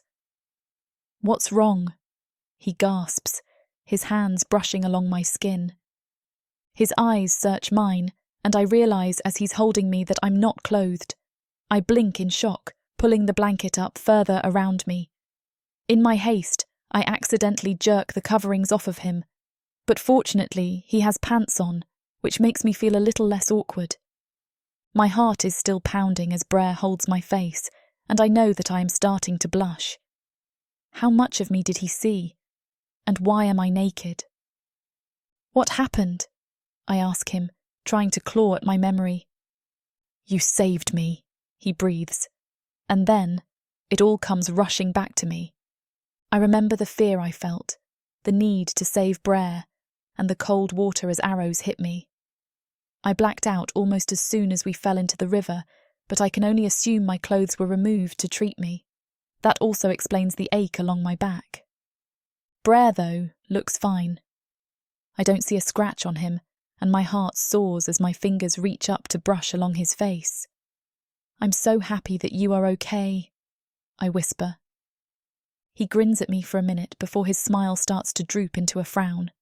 His mouth deeps as his eyebrows scrunch together, and all of the sudden, he looks mad. Yeah, I'm okay. But what about you? He drops his hands, moving to the edge of the bed. Why would you come out there? It's dangerous. Remember I told you that when I agreed to let you stay? Yes, but... No, Nancy. I said it was dangerous and yet you snuck out anyway. You told me you weren't going to do that. Brar climbs to his feet, whipping around to glare at me. What did you think when you came out there? Did you even consider the consequences? You could have drowned or been attacked or died. Were you even using your brain? His words sting as he looms over me, and my heart pounds frantically. I know why I came out there. I know exactly why I couldn't stomach the thought of losing Brar while he was out. But the way he's shredding me apart with his words right now makes me cower a little. I wanted to repay you, I whimper, unable to tell the truth. I don't even want to know how he'd react to that confession if my saving him receives this kind of reaction. My heart clenches as he balls up his fist, huffing angrily. Repay me? I grip my teeth, unsure if I should nod. Why are you trying to repay me? Did I ask for that in return when I saved you? No, I did it because I wanted you to have a safe life. Why can't you just stay put? I'm sorry. He shakes his head, starting to pace. I fear he's so worked up that he's not even hearing me now. You could repay me by thinking things through. Have you considered what I'd feel if you died? My heart thuds as surprise spikes through me. He'd care. It shouldn't delight me so much that someone wants me alive, but it does. I'm thrilled to know that I matter that much to someone, even if he's yelling at me right now. He stops before me, staring down at me. If you want to repay me, then do this. Stay safe. I can't be constantly worried about you, having someone keep an eye on you when I can't. I need to know that you aren't putting yourself at risk.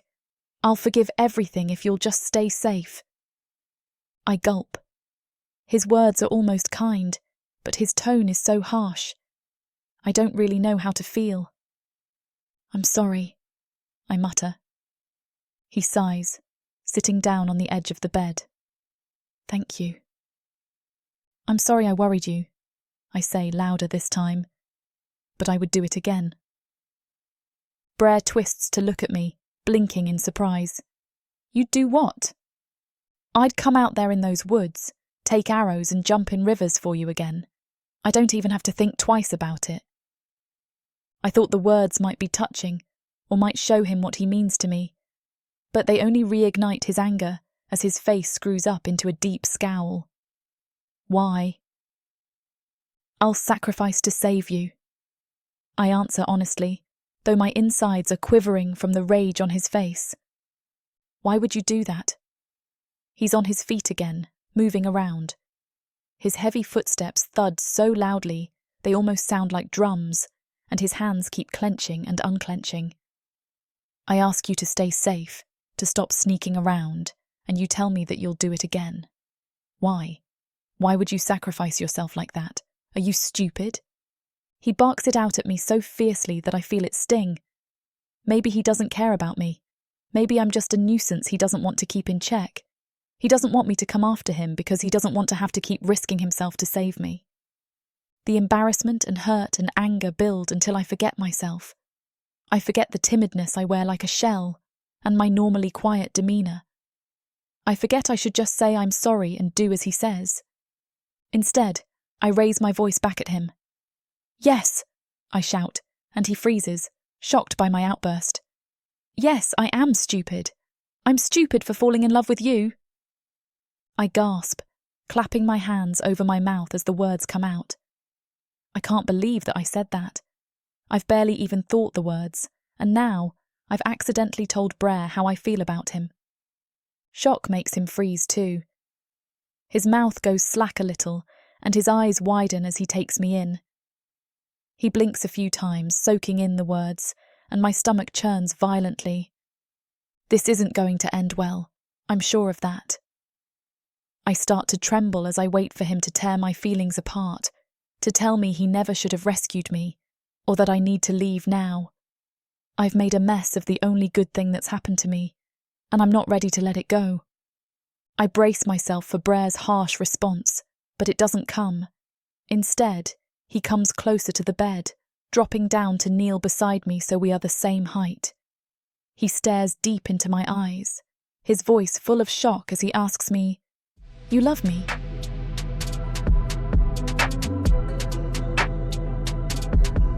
Chapter 24. Brar. I reach up slowly to tug at Nancy's hands, which are covering her mouth. She's staring at me wide-eyed like she's shocked by her own words.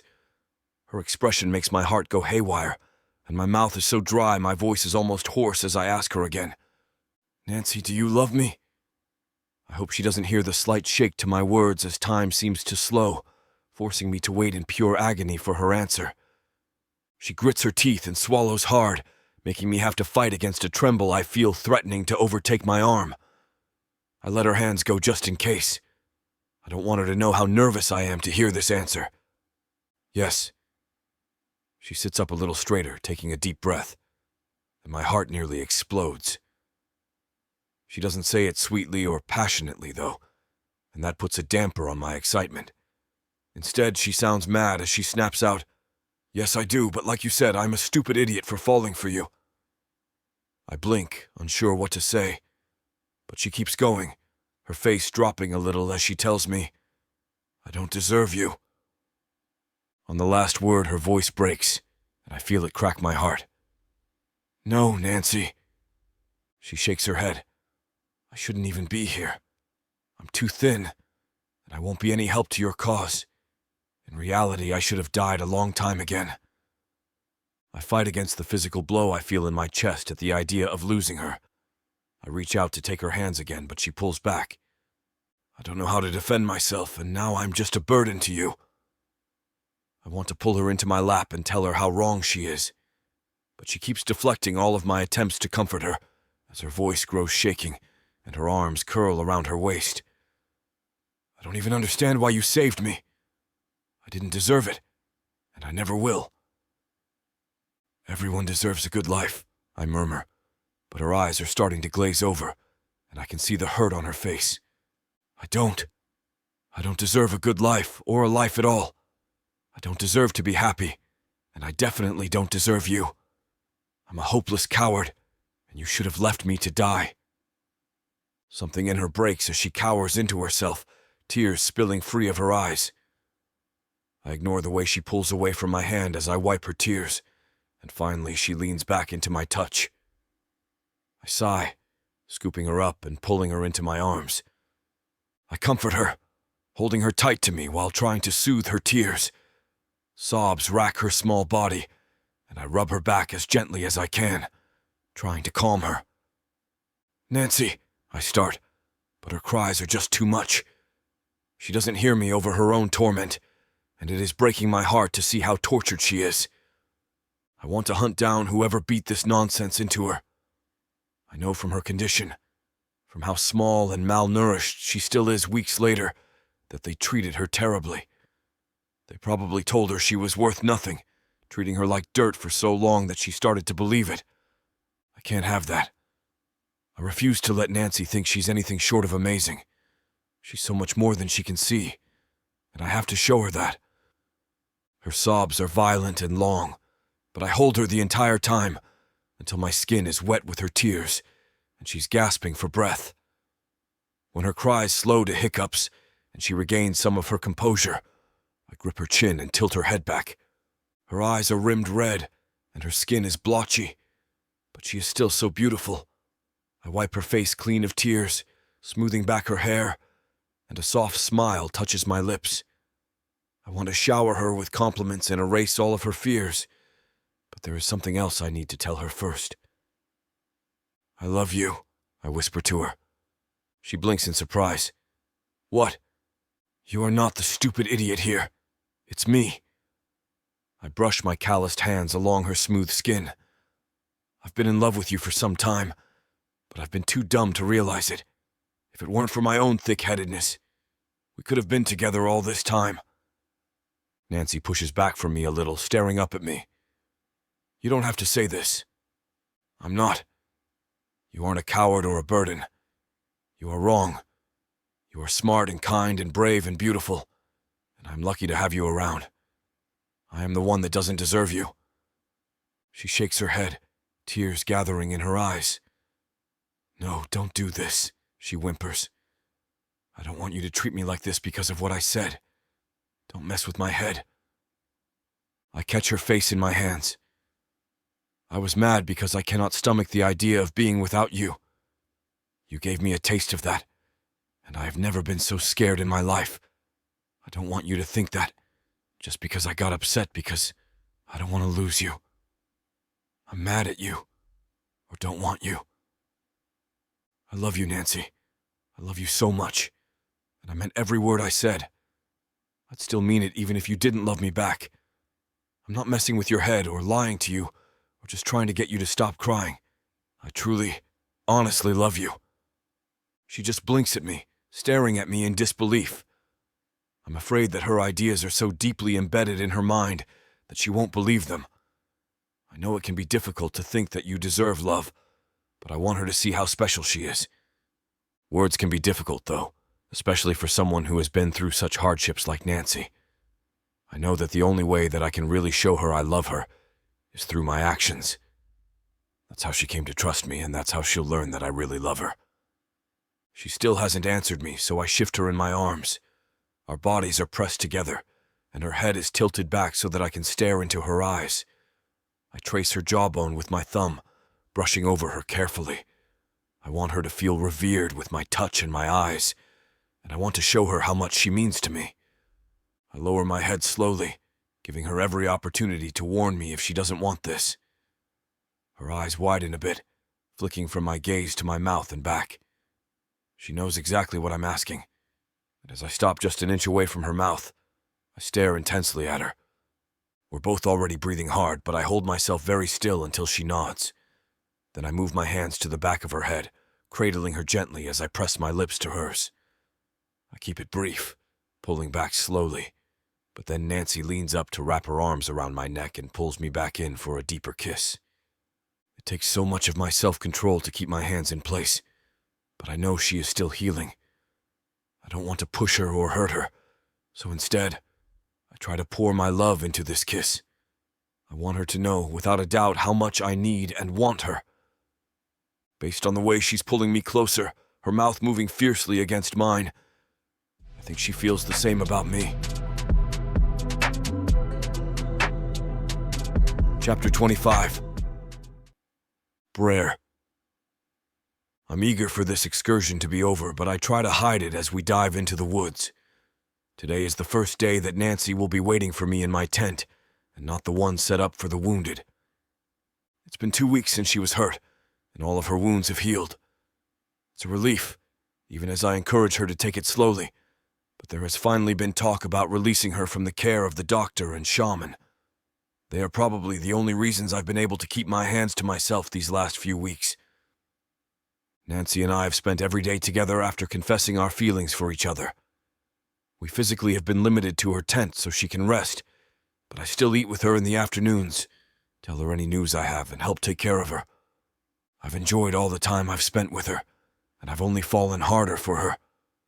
We were both overjoyed when they finally said she could leave. I know I am tired of having restricted time with her. We decided that she will stay in my tent with me when she's released, and at the mention of us sharing a bed again, she turned bright red. I find it so adorable I brought it up a few more times before being pulled from the tent.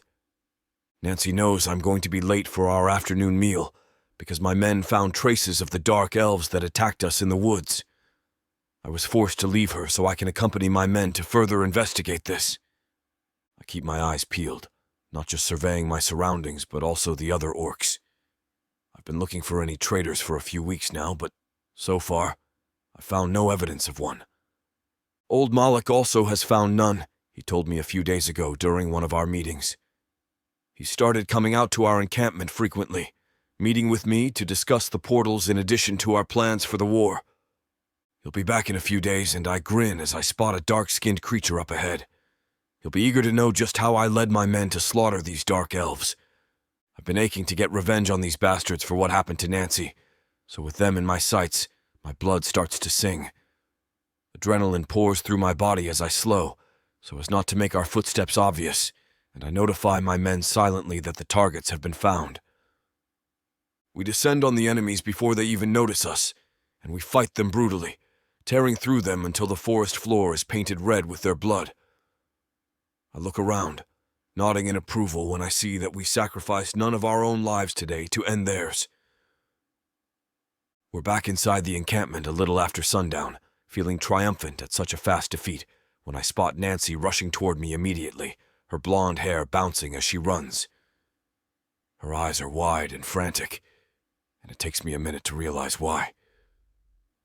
"We need a shaman," she mutters, stopping just before me.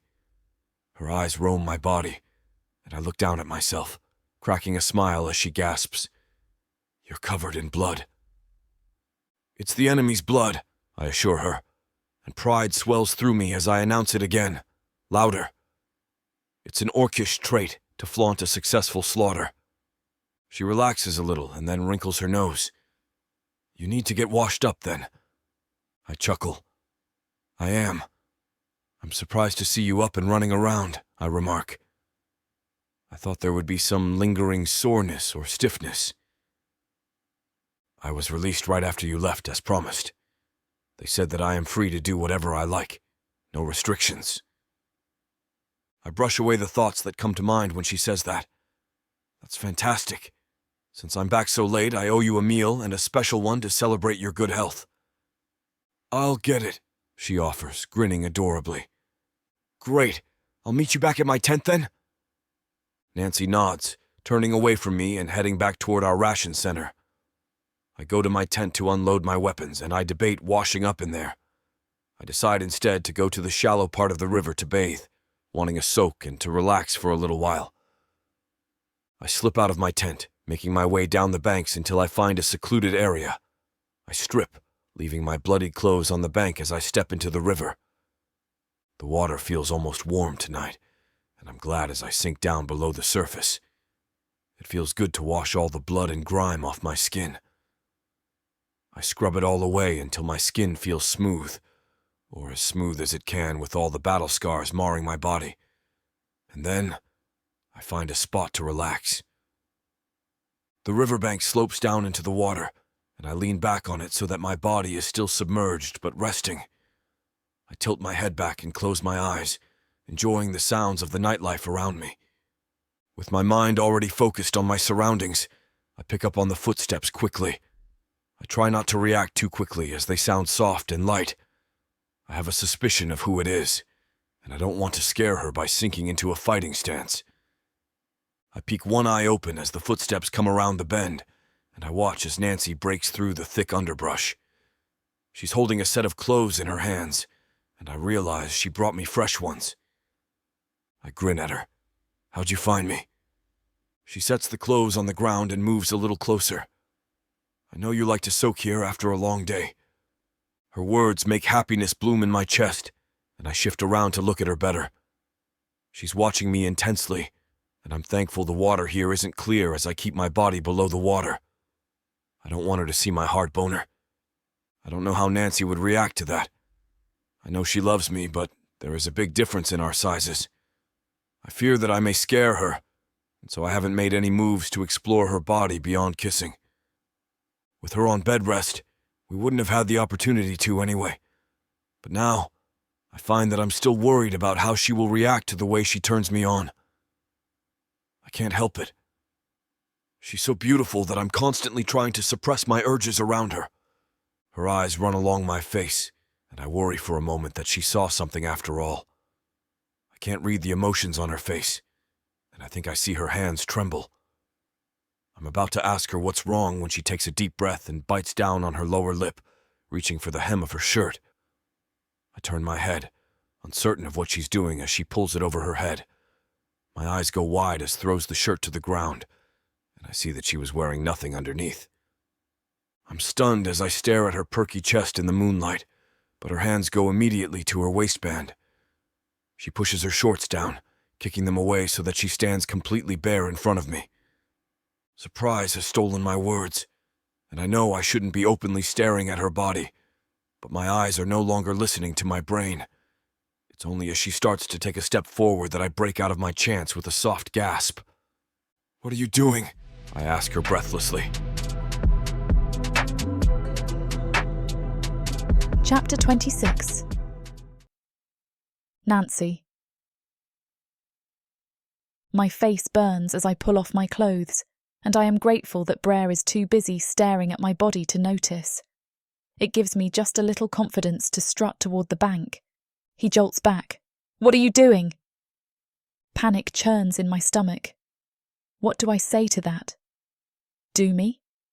That's coming on a little too strong, I think, and I doubt I could get those words out even if I tried. I'm too new to this and awkward, but I've been thinking about this for some time. I've finally been cleared by the doctors, and I want to satisfy this need that's been building. Surely he feels it too. I step slowly into the water, ignoring his question, and I harden as the wind blows past them. Brar's breathing has turned almost haggard as I grow closer, his eyes roaming down my form and then back up. Both because I'm nervous and because I want to tease him, I slip past him and go a little deeper, ducking beneath the surface. I stand up as I come back up so that I'm exposed from the waist up, and I tilt my head back, shaking my hair out. Maybe I look stupid, but in my mind, I've curved my body just enough so that I look bigger and perkier. I run my fingers through my hair, turning my head to look at Brar. Heat spreads up my neck as I take in his expression, and it gives me the courage to keep going. He's staring at me with his lips parted and his eyes wide. His breathing has turned heavy, and his gaze tracks my every movement as I slide my hand down from my hair and across my chest. He blinks a few times when my fingertips disappear below the water before his eyes dart up to me. He coughs when he realizes that I was watching him stare, and I grin, cupping my hands to pour water down my chest again. "Enjoying the show?" I ask, internally cringing at how cheesy that was. His gaze darts from my body to my eyes, and I feel a thrill down to my core as his tongue darts out to lick his lips. "Do you understand what you are doing to me?" I bite my lip, raising my eyebrows at him as I pour more water down my skin. "Tempting me," he rasps. I smile wider, taking a few steps toward him. "Yes," I breathe. Brar watches me closely as I crawl up to his lap. I'm careful as I move my leg across him, straddling him. I'm so light that I start to float, and he has to grip my hips to keep me in place. He's holding himself very still as I run my hands over his massive chest. I bring my hands up and around his neck, rocking forward so that we are flush against each other. Stop right there. This portion of the story is way too hot for YouTube. You want more of Worlds of Protheka? Visit worldsofprotheka.com and use YouTube 30 for a great deal on all of the sultry, simmering details. Now back to our story. "Nancy," he tells me, "you are always beautiful, but I have never seen anything as amazing as you just were." I press a kiss to his lips.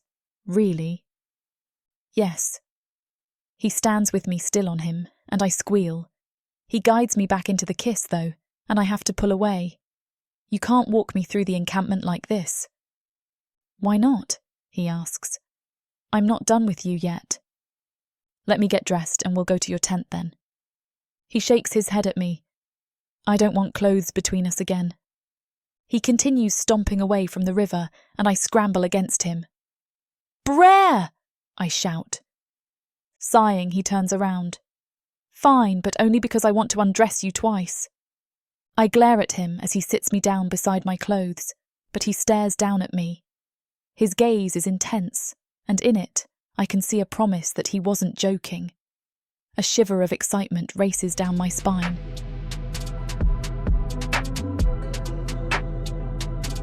Chapter 27. Brar.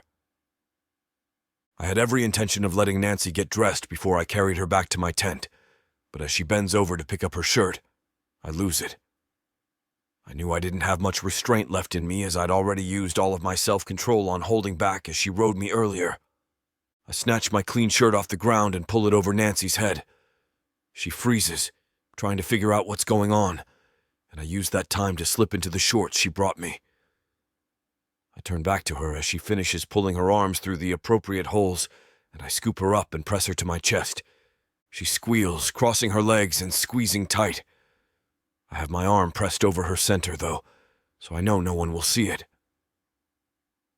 I jog through the thick underbrush, leaving behind our clothes. We can get them later, or a wild animal can have them for all I care right now.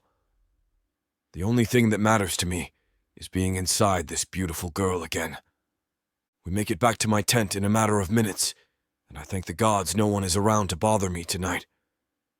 I lay Nancy back on my bed, dropping down to my knees and hooking her legs over my shoulders. "What are you?" She gasps as I brush my tusks against the sensitive skin on the inside of her thigh, pushing up on her elbows.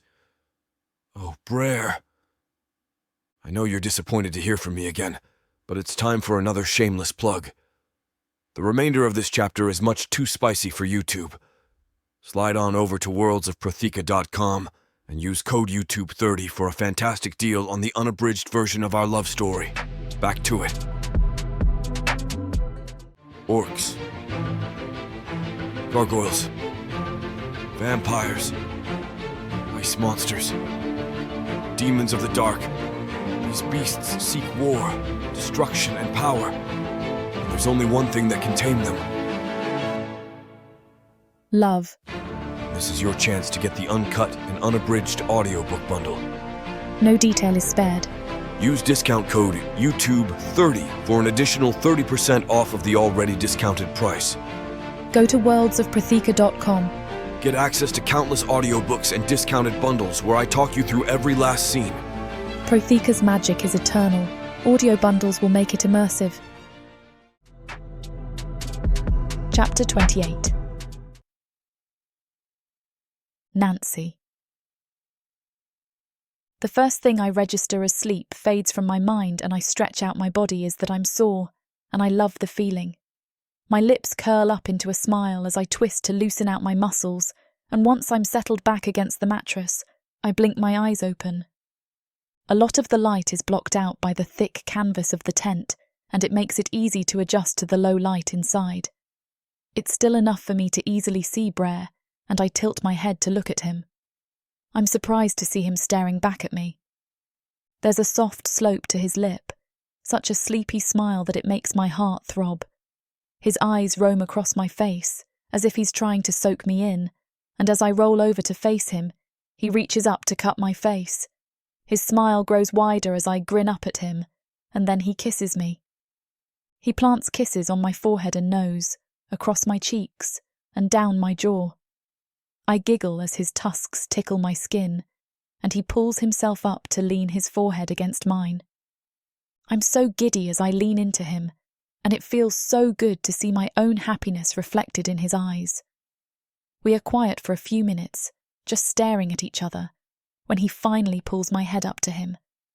He kisses me long and slow until my hands start to wrap around him. When my lips try to push his lips apart and deepen the kiss, though, Brar gently pulls back.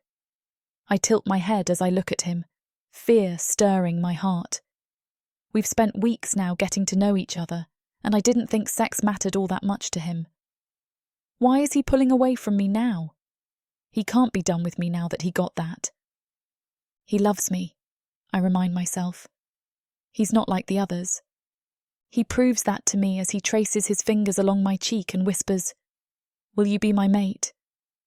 I blink, staring at him as he gauges my reaction. I've never heard the term mate, though I'm sure I can guess what it means, especially with his eyes huge and hopeful while he waits for my answer. I know he loves me, but I didn't expect him to ask something like that. Assuming I have to be wrong and that the orcs must not mate like humans mean, I ask him, "What is that? A mate?" "A mate," he answers, his words soft and sweet as he traces patterns down my arm, "is the person you love more than life itself. They are your true other half, and in my clan, it means you put them above anything." He cups my face. "You will be my forever." I swallow against the lump in my throat as I soak in his words. It's exactly what I thought it was, and more than I could have hoped for. I can't fight the tears as they pool in my eyes, and I nod, biting down on my trembling bottom lip. "Nancy," he says softly, and I throw my arms around him, burying my face in his chest as the tears flow down my cheeks. I'm overwhelmed by my emotions. I love this orc so much, and now he's asked me to be his mate. It's nothing like I thought he'd ever ask, and I can't believe how lucky I am to have found him. His rub circles along my back until my breathing evens, and then I tilt my head back to look at him.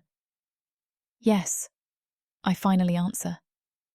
I want nothing more than to be your mate, your forever.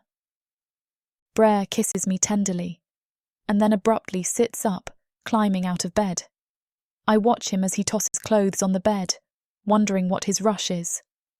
Get dressed, he commands me. Where are you trying to run off to? He turns to face me with a bright smile on his face. I want to introduce my men to my mate. Excitement shoots down my spine. He wants to show me off to others. The thought makes me jump, readying as fast as I can, and soon we are making our way to the camp's centre. It doesn't take long for people to gather, and within a matter of minutes, it seems everyone has heard that their leader is making an announcement. Good morning, everyone, Brar calls when he deems there are enough orcs here. I have a quick announcement to make. He takes my hand and pulls me up on the raised platform beside him. For those of you who don't know, this is Nancy, my mate. Shocked faces stare back at us, and a soft murmur runs through the crowd. It's clear no one expected this morning. I offer a small wave, not sure what to do with the hundreds of eyes on me. We are going to hold our ceremony here, Brar continues, shouting above the crowd. We want you all to join in the celebration. With the coming war, we have banded together to form one clan. That means we fight together, we mourn together, and most importantly, he turns to me, cupping my face, we celebrate together. Everyone around us cheers as he leans in to kiss me. Maybe he was right in saying that our wedding would give people hope. That is one of the reasons he asked to have the wedding here before he announced it, and I agreed. I don't care where the ceremony is as long as I'm with him. Our love and announcement have clearly pumped an energy through the crowd that has been noticeably lacking as we prepare for war. We need to keep morale high, or our troops will suffer. With that thought in mind, I throw my arms around his neck as he dips me back into a deep kiss. The whistles grow louder, and we are both laughing when he pulls me back to my feet. My face is on fire as I take in the excitement flowing through the crowd. I've never kissed someone in front of others before. All right, that's all I had to say. Go back to your schedules. Brar takes my hand, pulling me away, and only once we are alone does he turn to me. I see the hint of nervousness in his eyes. Do you think they're excited? I laugh. They are thrilled. I lean against him, running my hands up his chest. As am I. He kisses me. Good. I want you to know that as excited as I am to be your mate, I don't care where we get married. I just want to be with you, to build a happy life together. He cups the back of my legs, lifting me up into his arms. I will work hard to make sure you have that. He gives me a swift kiss. Every single day. Another peck. That I live. We brush into his tent, and he stumbles to his bed without looking, our mouths locked together. He presses me back on the bed, moving his lips down to my neck, and I arch up into him. I will never get enough of this, of him. My heart pounds with excitement, and my entire body is tingling as I think about this next chapter with Brar. Or maybe it's his hands roaming my body that elicits the feeling. Either way, I know that I love this orc, and I can't wait to be with him. I'm to be his mate, his forever, and I know that nothing on this planet could make me happier. I finally have a good life, and I'm ready for the start of my happy ending.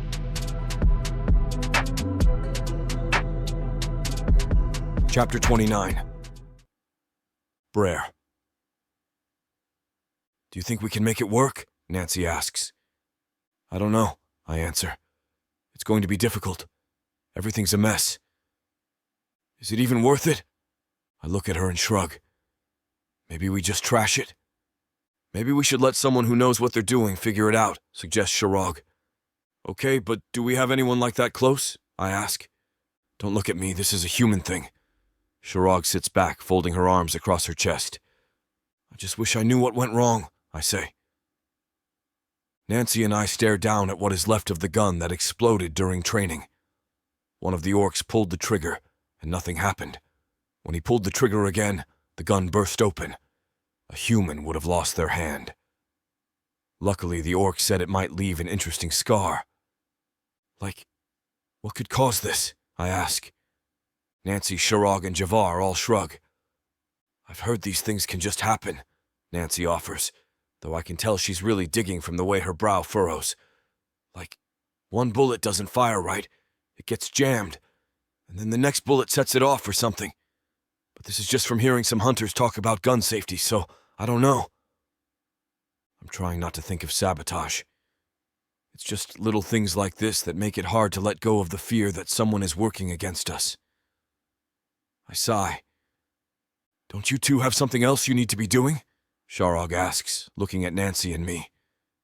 Do you want to wait? I ask Nancy. Javar rolls his eyes and grumbles. You've been planning this for today. Don't let this scare you off. Nancy rests a hand on my knee. I think we'll be okay. This could have just been an accident. And besides, the mating ceremony will be good for morale, Sharog adds. People are excited. And if you make Bella decorate and you don't hold the ceremony, that woman is likely to kill you in your sleep, which would be bad for morale. That actually manages to make me laugh. We're all set to do the mating ceremony in an hour, and the gun blowing up threw things into chaos. Some might take it as an omen or go to what my mind keeps latching onto, a traitor. But I'm willing to move forward with things as planned. Yeah, Nancy says, squeezing my knee. Okay, let's do it. It's only been a week since I asked Nancy to be my mate. Neither of us wanted to wait. We don't know what the future brings. Considering the looming war and everything that's happened, I don't know how long we'll have together. Whether I only live for another 5 hours or 50 years, all I know is that I want to spend as much of it as Nancy's mate as I can. The outpost's shaman agreed to do the ritual, though much of the fanfare had to be jettisoned in light of our situation. With more and more human and orc pairings happening, there's been some blending of traditions that has taken place. But Nancy decided to skip the human tradition of an elaborate wedding dress. It made sense given the narrow time window and all the other constraints. Wedding dresses don't grow on trees. Nancy's base was destroyed and she had no possessions, so there wasn't a garment passed down from mother to daughter. No one just had one lying around. When heading out to war, there are a lot of logistical concerns. You have to protect your supply lines so that you have food, weapons, and other essential materials. A frilly dress just didn't quite make it to the tier of essential items, and considering her body is changing a bit more each day, it would be difficult to get it fitted correctly. She's approaching a healthy fullness, and she didn't think it was worth halting that progress for the pretty dress, or an elaborately pretty dress at least.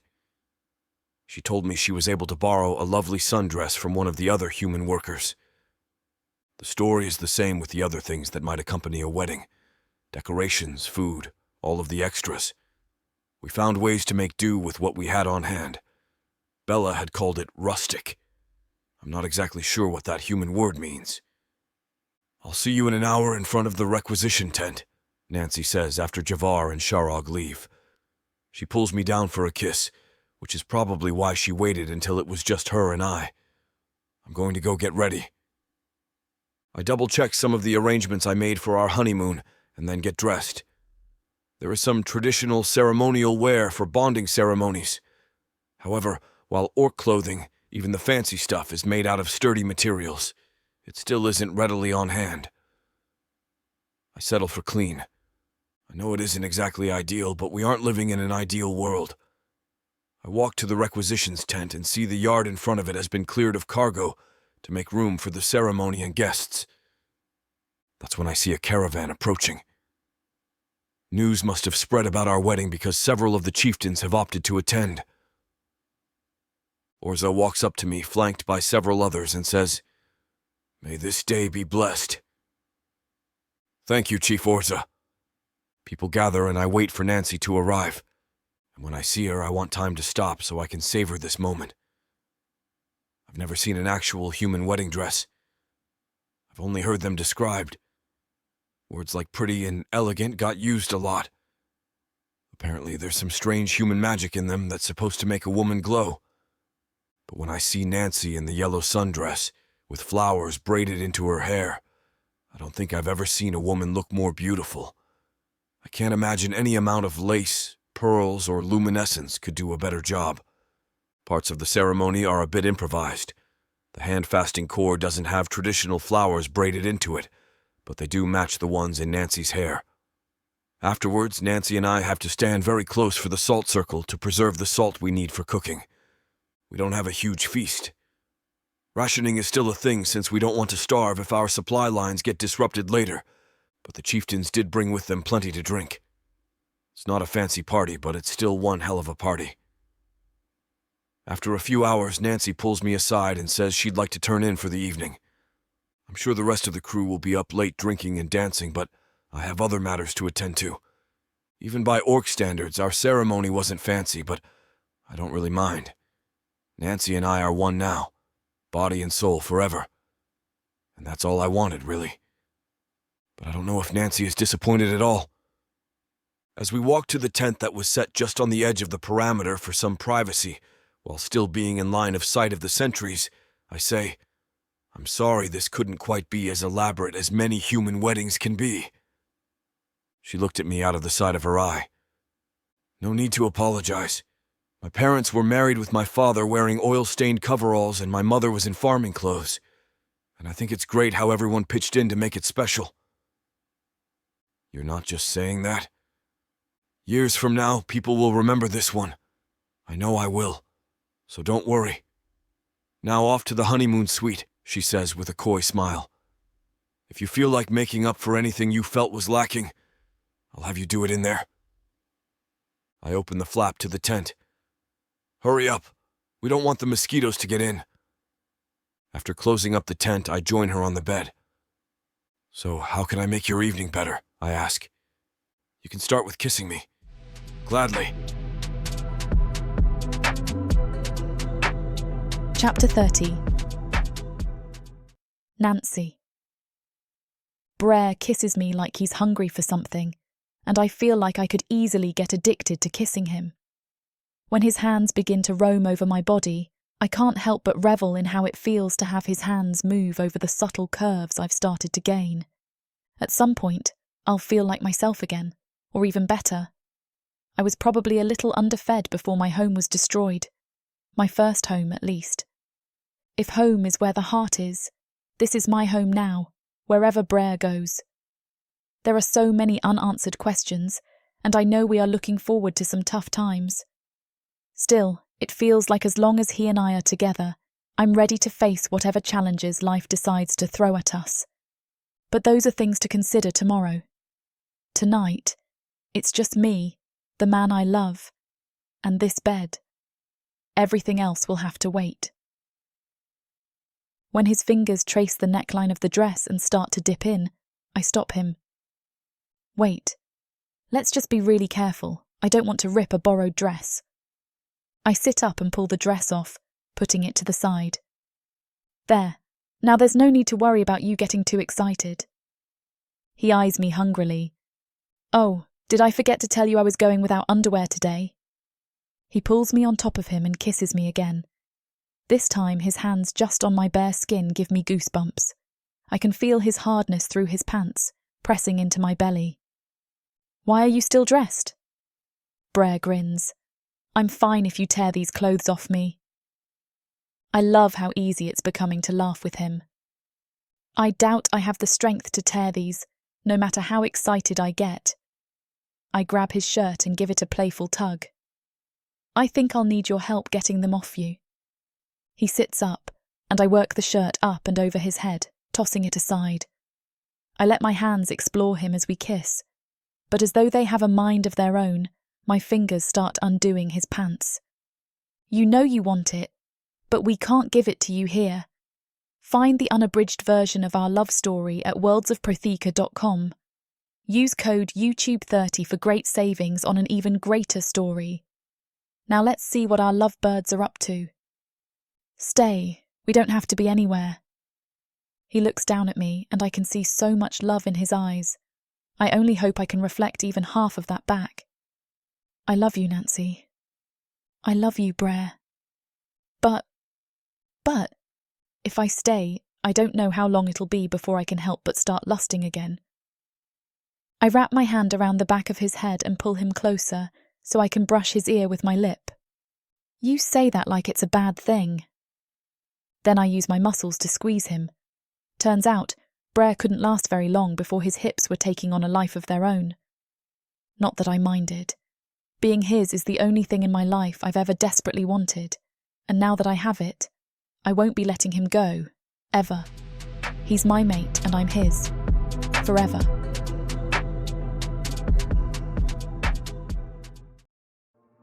There isn't much left of the world after the orcs came. Savage. Brutal. Merciless. If you're a woman, you're property. Even to other humans. What happens when an orc stakes his claim on a human woman? Who would dare to stop him? Me.